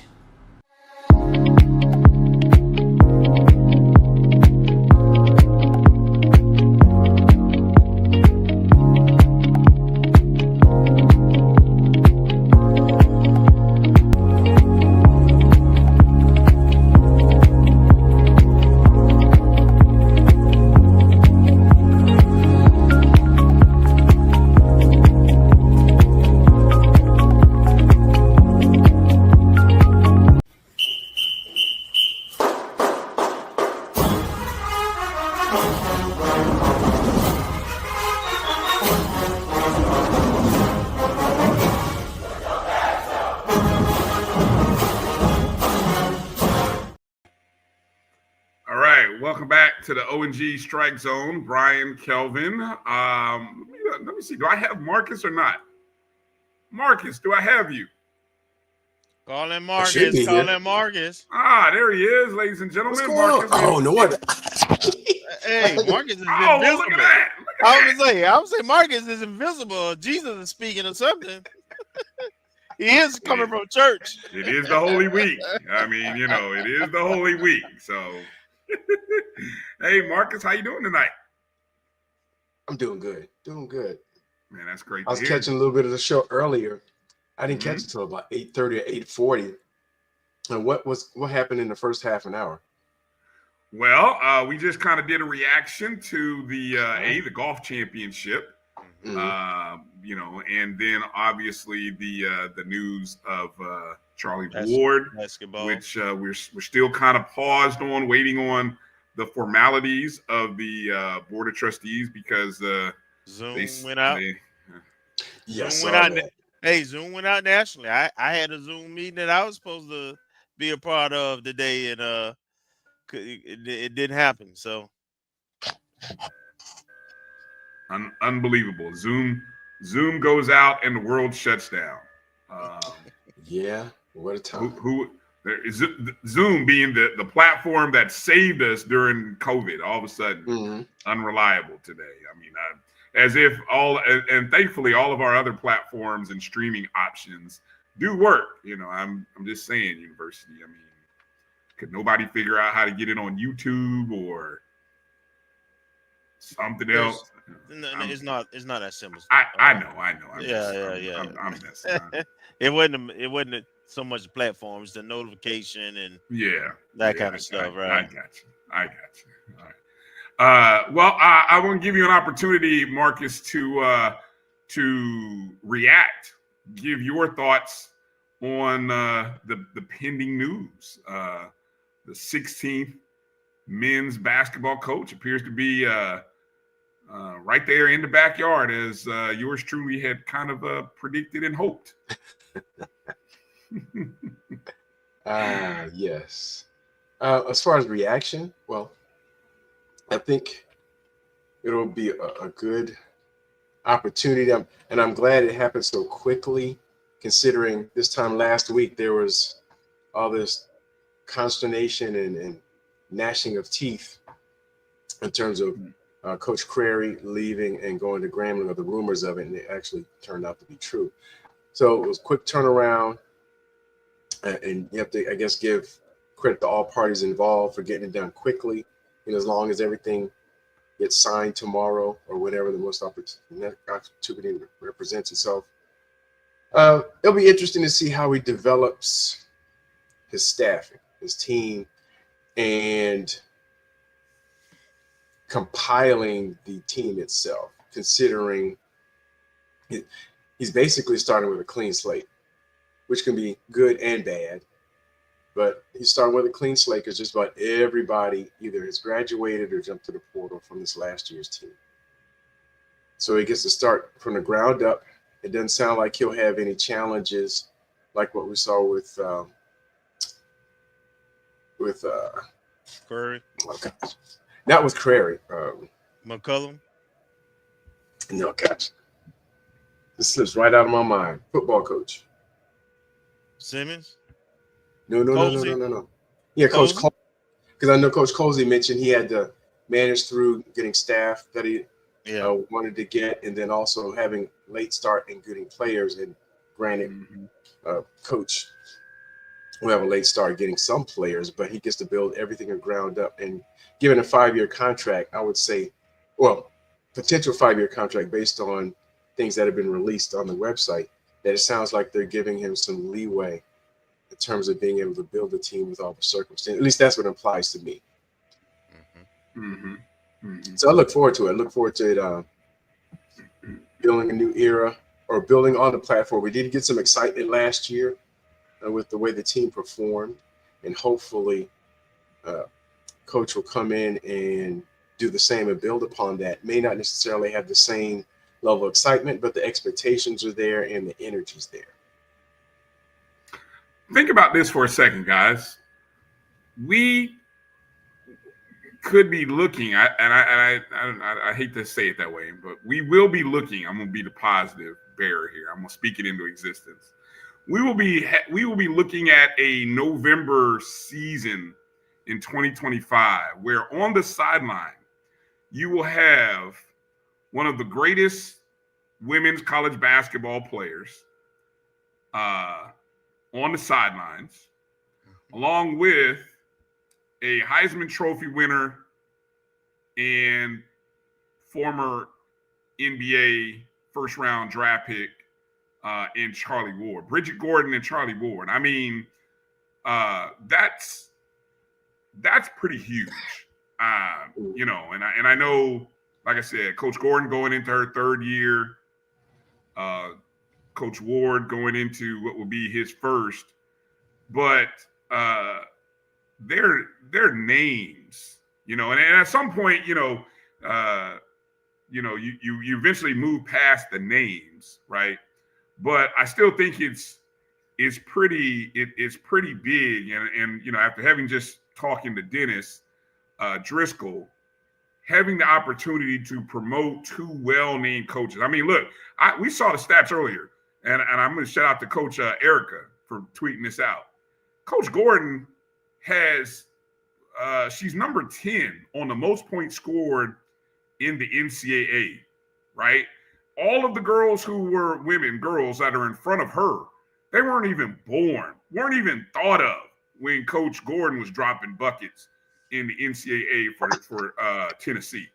And add to that, and you can correct me if I'm wrong, but I don't think the 3-point line was a factor.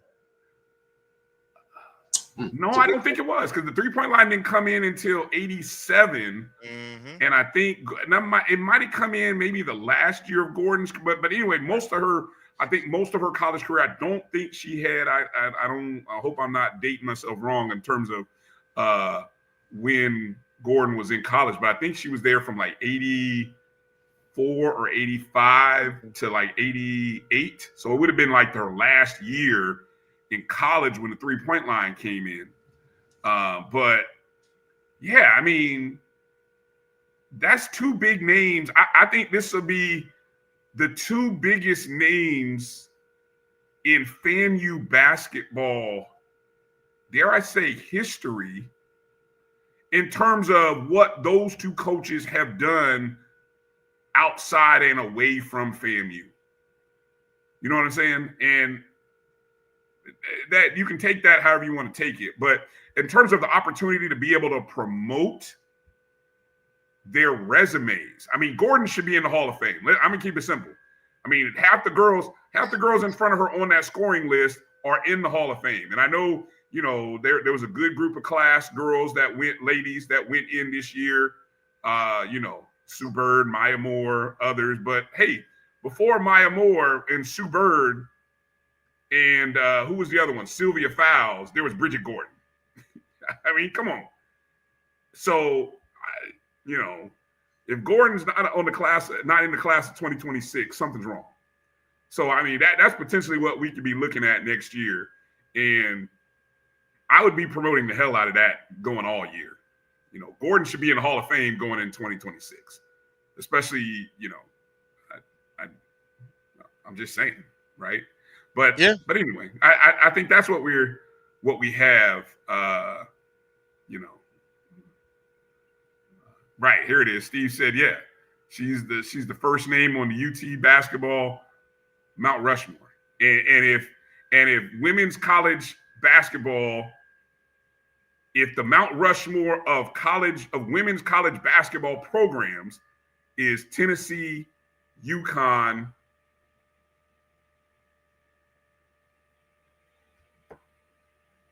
USC, and South Carolina. I don't know. I mean, I know South Carolina is recent, but if that's your Mount Rushmore of college programs, then Gordon should be in the Hall. We know Tennessee and UConn are on the Blue Bloods top 4, and I think everybody else you can start having debates about all the other schools, you know. But I think that's where we are. And so I think, you know, man, it's a great opportunity for FAMU to be to be there and to do something big. Well, the key to that, Bryan, the point you making, yeah, it's nice what they bring to the table. Is up to us to kind of make it something, to capitalize off it, make it, you know, build a brand off it, so to speak, from a financial standpoint, from a promotion standpoint. You talked about her getting in the hall and stuff. I mean, you know, there's opportunities for FAMU to hopefully leverage some of that. We are a LeBron school, Nike school, so there's more on the meat on the bone that we can get. Right. Here's an interesting point brought up by Rick Cotton. This could be a first in NCAA sports where you have two former teammates at FSU, Ward and Colsey, being head coaches at the same school. That's an interesting fact, right? That could be a little known fact there. Rick, appreciate you dropping that. Yeah. That's rare. In two of your top, if you say the three top men's sports, and Well, so and if you want to go there, let's go there. Yeah, for sure. Two sport athletes at that. What? Yeah, that's right. Colsey was a two-sport athlete, right? Woo, boy, that's tough. It's tough. Marcus, football. Let's transition to football. And the spring game just finished. The portal was open today. What can you share? What do we know in terms of we already have known after talking to Coach Colsey and looking at our roster situation that some names, whether they be in the portal or they may not have positions for them in the fall, something was going to happen. Have we seen any movement early in the portal of FAMU players? I did see one probably, I want to say, I didn't see it until around 6 something. I don't know when it was first announced. But one of the transfer linemen that we got last year, Nathan Gates. Right. Yeah, from Washington State University.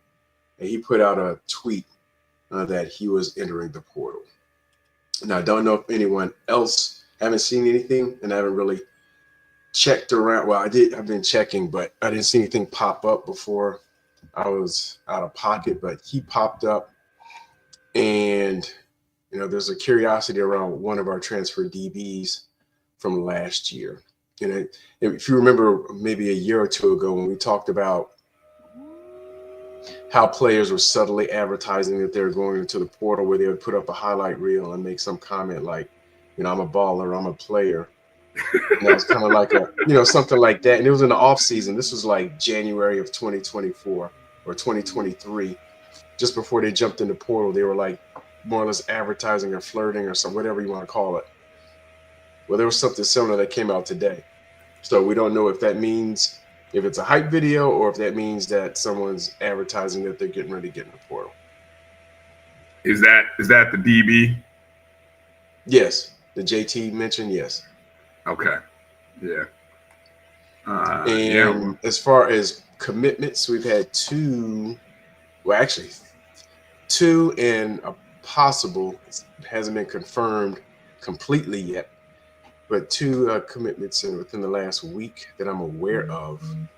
Trentarius Lovett, and both of them from Childs High School, from Tallahassee. Trentarius Lovett, offensive lineman, and I'm not sure if I pronounce his right, Tre'Avis Jones, running back. Both are from Coffeyville, and both made the respective all-conference team for the Kansas Jayhawk Community College Conference. With Tre'Avis Jones, a running back, he made second-team offense, and Trentarius Lovett, I believe he made honorable mention. Have to double-check that. But we had 2 commitments, so we're getting depth at running back from a hometown kid who actually made, I think it was Offensive Player of the Year the year he came out of high school. And thanks to Gerald for that hint. Yep. And also Trentarius Lovett, he also made second-team offense coming out of Child High School.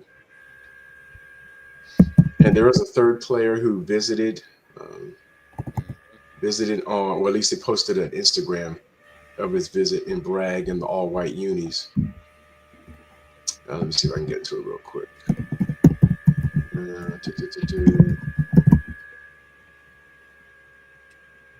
And there was a transfer DB from UConn. And I want to give a heads up to Jordan Durr for giving me that hint. He saw that first, so I want to make sure to give him credit for that. Let me see.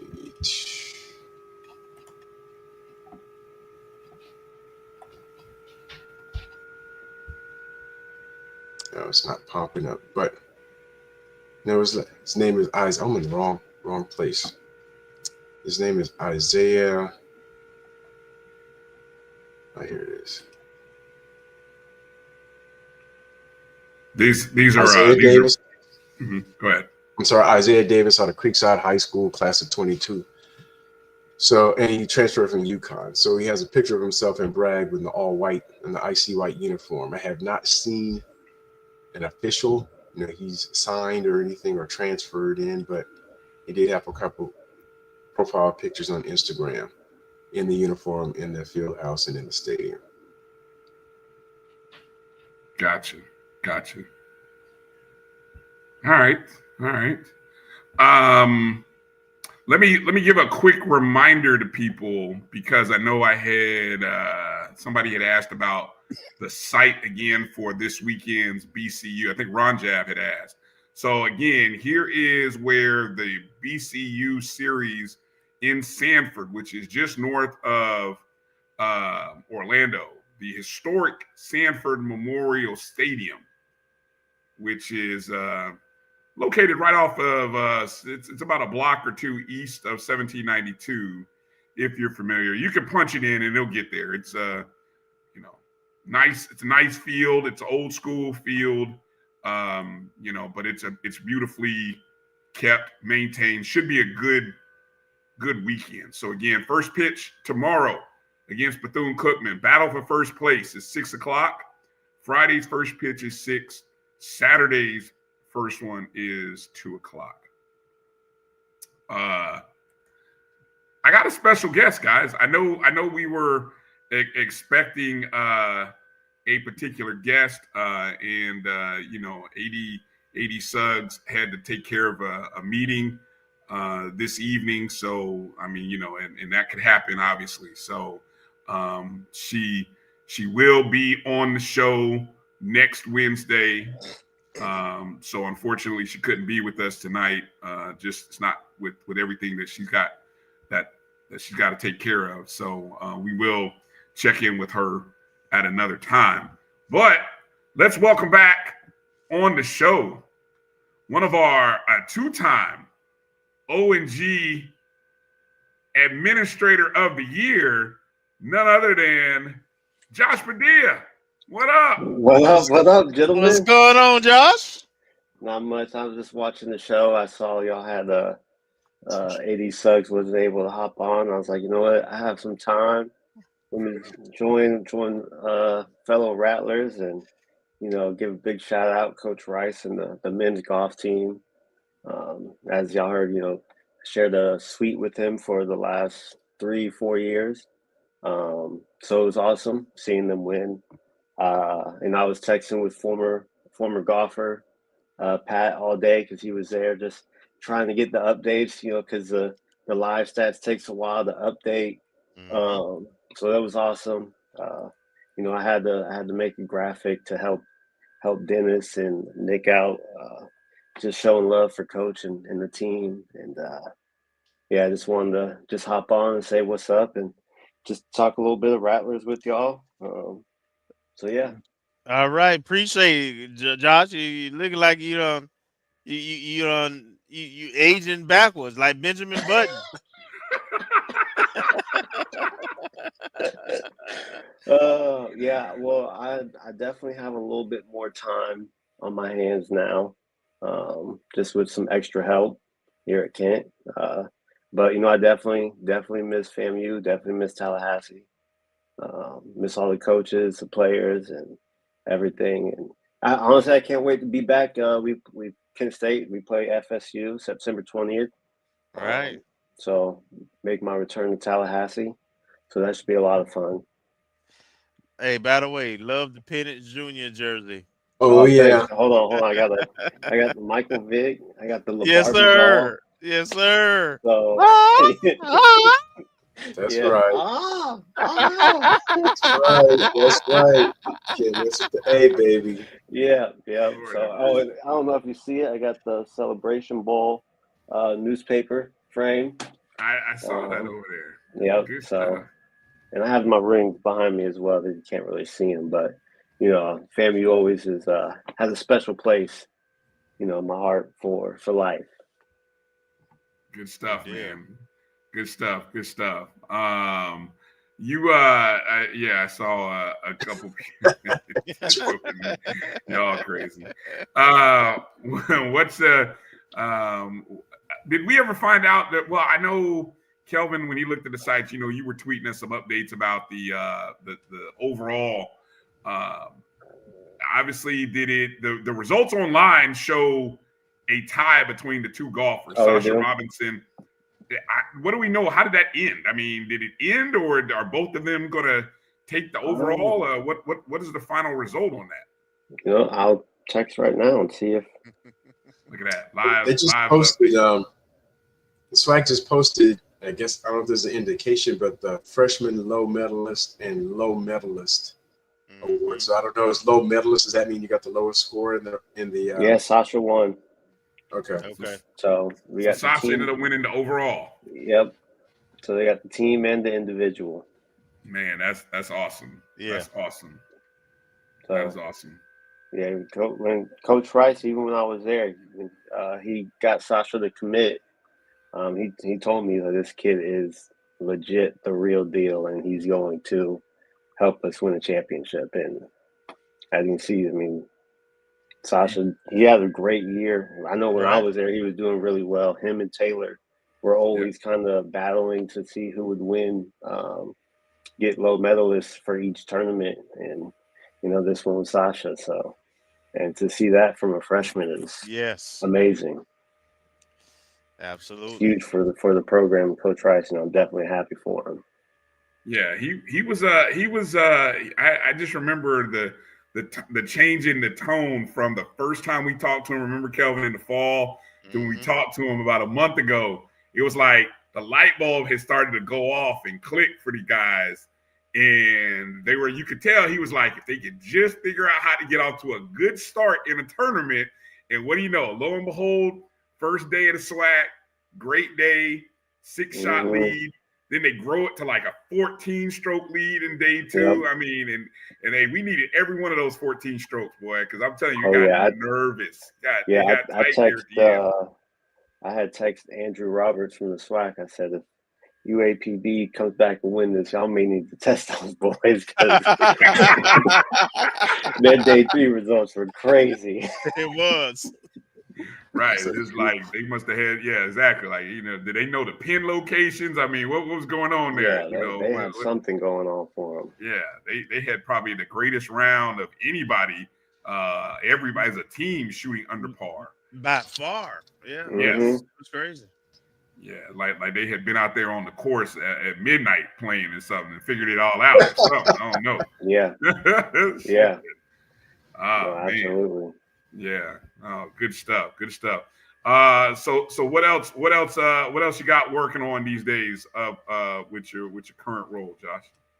Honestly, I mean, coming in when I came in, and I kind of just wanted to take it slow and kind of get a feel for how everyone works and see how it fits in with how I work, and slowly try to make changes. And just once summer comes here, then we'll have a lot more rampant changes. Definitely focus more on social media, but honestly, now with free time, I play the video games a lot. Online NCAA football leagues, watch a lot of wrestling. Excited for WrestleMania this weekend. That's this weekend. Yep, this weekend. And excited to see who the Falcons draft next weekend. Actually, I'm hoping that the Hawks can get it together, win on Friday. Come to Cleveland, I'll get to go watch them against the Cavs in the playoffs. So, that would be nice. That's one thing I do also enjoy about living up here. Cleveland's pretty close. It's only about a 40-minute drive from where I live. I live in Akron. So as soon as LeBron comes back to town, I'm going to be figuring out where he's at so I can finally meet him. Get some of that LeBron gear you got. I actually visited St. Vincent, St. Mary's the other last week. Very, very small school. Extremely small. visit his museum. So that was pretty cool. His museum. Yeah, they has a little museum in the. He owns, it's called House 330. And there's like different restaurants in it and different things. It was pretty cool, and he has his museum. And yeah, so it's pretty cool. It's pretty fun. But again, I'm excited to get back down there. But one thing that I miss a lot is the warmth, because it snowed last week up here. Like, it snowed in the morning. And, you know, one thing, though, is that they make sure the roads are good. So, like, I haven't had any issues driving to work. I know when it snowed in Tallahassee back in, I think it was, December or January. Shut down. Tallahassee was shut down for the whole week. Like, shut down. Well, yeah. But, yeah, no, it's been a lot of fun. Good stuff. Good stuff. I appreciate you coming in, Josh, and chopping it up for a moment. What's it as you've watched from a distance, what do you make of the new potential hire for FAMU men's basketball? Honestly, well, one thing that I think is great and huge, especially if the board approves, giving a coach 5 years to build a program is huge, amazing, because it's very hard to build one in 3 years. Especially nowadays, it's even harder with the transfer portal. It's going to be interesting just simply because he hasn't been in college. But he is a really big name, really big figure. And he's coming from high school, so he's going to have ties. So it's going to be interesting to see kind of how he's able to navigate it as a first-time D1 head coach. But, one thing that I'm definitely rooting for is, FAMU to succeed in all their sports. So, just really hope that able to get the extra resources that's needed to, compete just with NIL stuff. But and being able to keep players, 'cause that's the toughest part, is you're able to find good players, but once they succeed, it's hard to keep them. Yeah.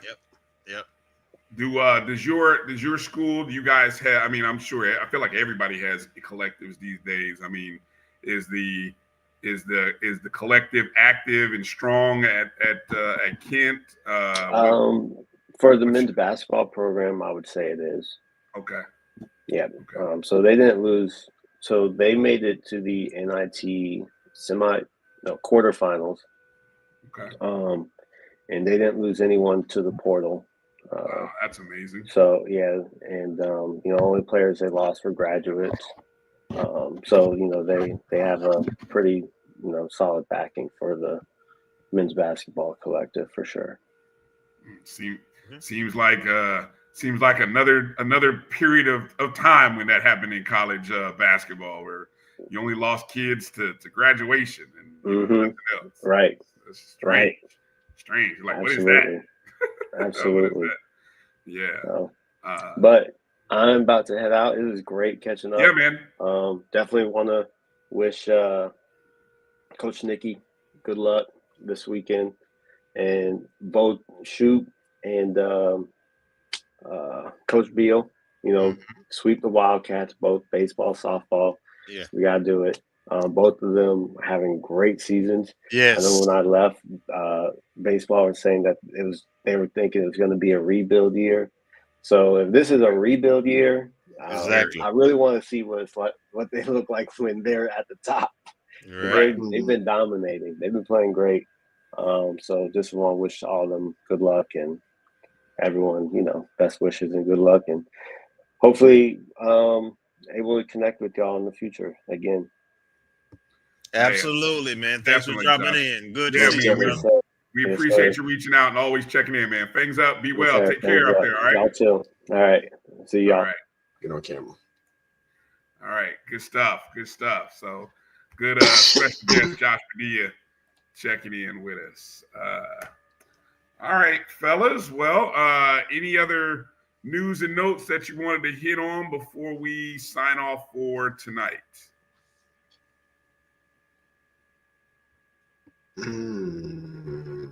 Nothing I can think of.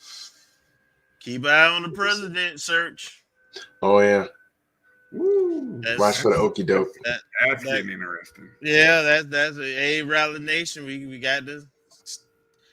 We can't get caught slipping. We got to keep our focus on that too, because they should be announcing. I mean, they were supposed to discuss candidates, I think, today. Yeah, I was gonna say, have they officially named the nominees? Because right now we've got a lot of names floating, but they're not going to officially, according to how the process was communicated. They weren't going to announce, but the three finalists, and then probably the only reason they're doing that is because those folks have to come and meet with the different constituents on campus. So no, they haven't nothing official from the committee yet. All right. Even though if you pay attention to various blogs or the interwebs, as they like to say, names are leaking out or being mentioned. We'll see how accurate that information is, but usually it's a pretty reliable source. Let's just mention real quick also, was supposed to be a part of this meeting today. The band rehearsal hall officially getting their name after Bernard Kinsey and his wife. Yes. So, well deserved. They brought the last set of uniforms, helped them, travel out to California. And, the band also, along with Jet State Band, was just at Coachella with Travis Scott. So, and they're supposed to be going back this upcoming weekend, which I didn't know. They're doing I'm assuming another performance with Travis. Yes. So shout out to the Marching 100. Shout out to Travis Scott as well for making it, for putting that financial package together so that both bands could travel out there. Yep. That's huge stuff. All right. I think that's it. Yeah. All right. Stay tuned, Rattler Nation. Hopefully, Zoom is back and working tomorrow, and the BOT meeting will happen. Marching 100 Paparazzi. So 2 shows happening. I guess that's 2 shows with Travis Scott, huh?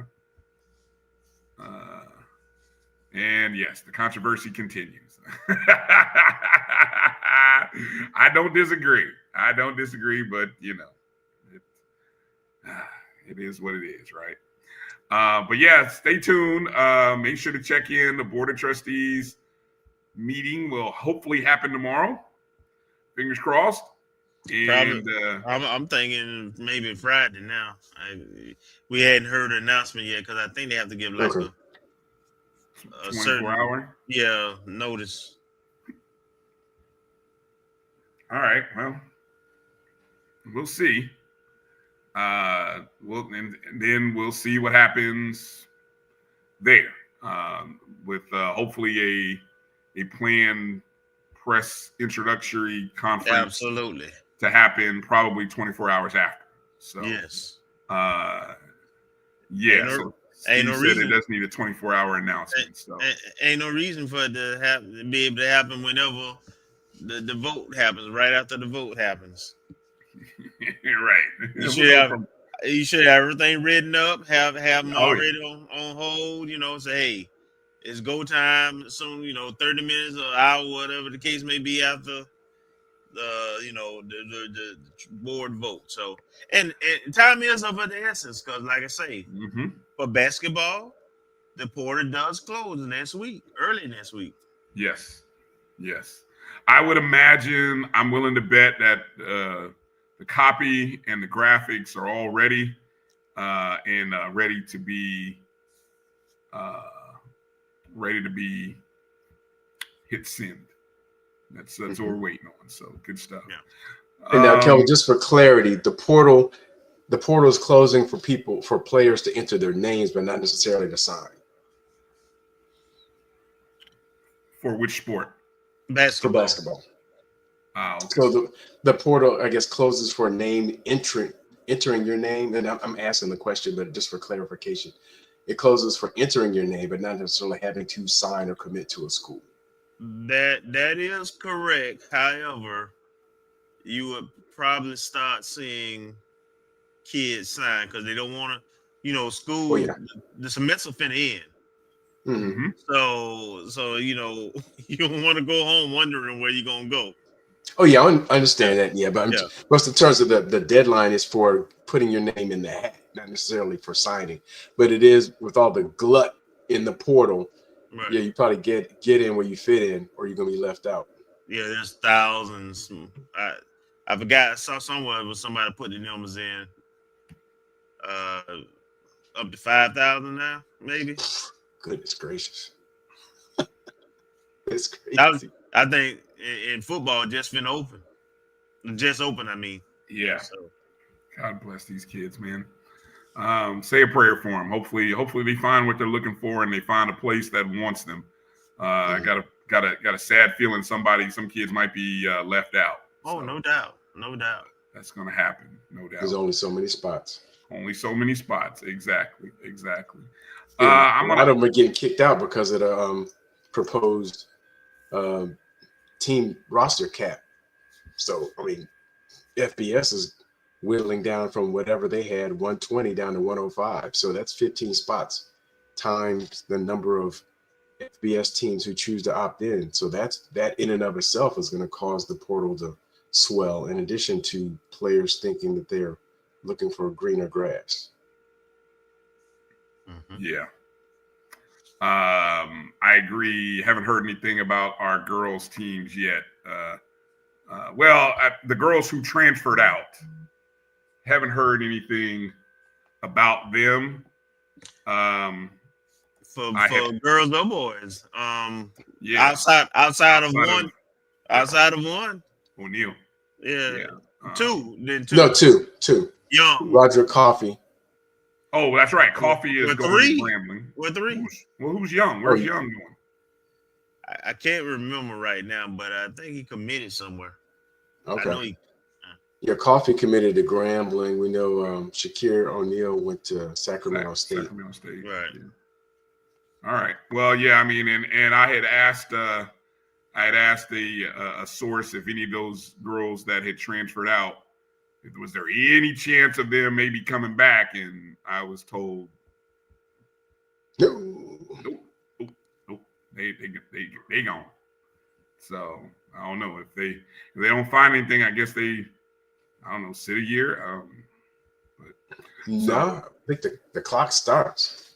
Well, I don't know. I mean, they there seems to be, as I was told, they don't have any desire to come back to FAMU. So I'm leave it at that.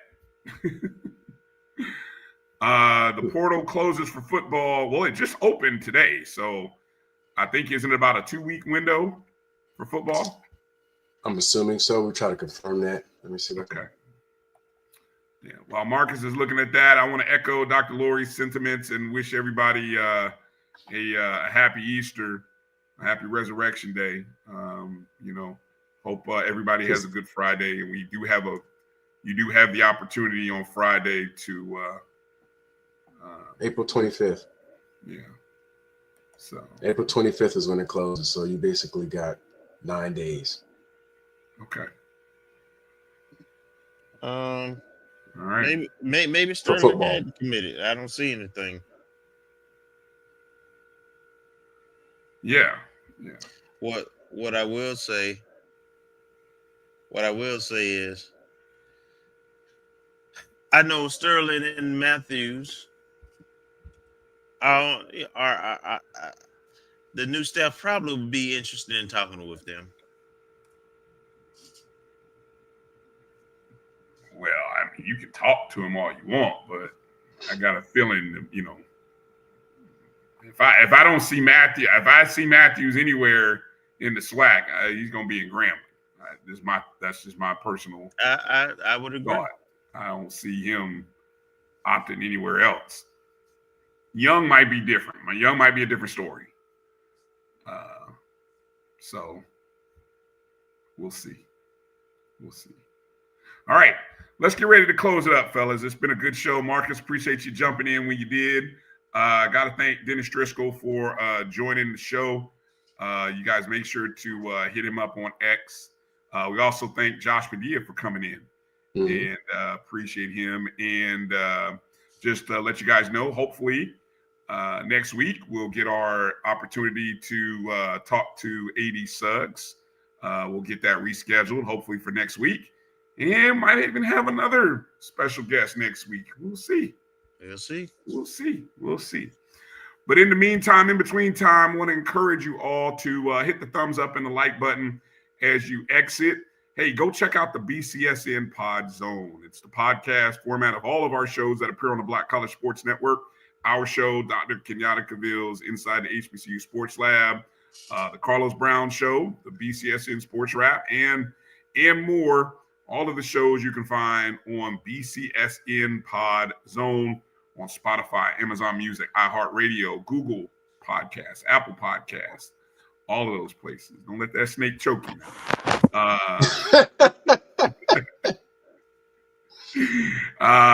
Yeah, so, hey, appreciate it. Appreciate all of you. Thank you to everybody in the chats for supporting the show, for commenting, all of your great comments and suggestions. Make sure you let our guests know that you appreciate them. And hey, let's continue to celebrate our championships. Congratulations to Coach Mike Rice and our golf team. And that's pretty good for him. And congrats again to hopefully we'll have we can say congrats later on this week to Coach Charlie Ward Jr., who will be joining FAMU as the 16th head men's basketball coach. And, hopefully everything goes to plan with our illustrious board of trustees. It's on you now, guys and gals. Get it right. Don't screw it up. All right. For Marcus Green and Kelvin Rozier, I'm Bryan Fulford. You guys be well. Have a happy Easter. God bless you all. And thanks for watching. Things up. Peace out.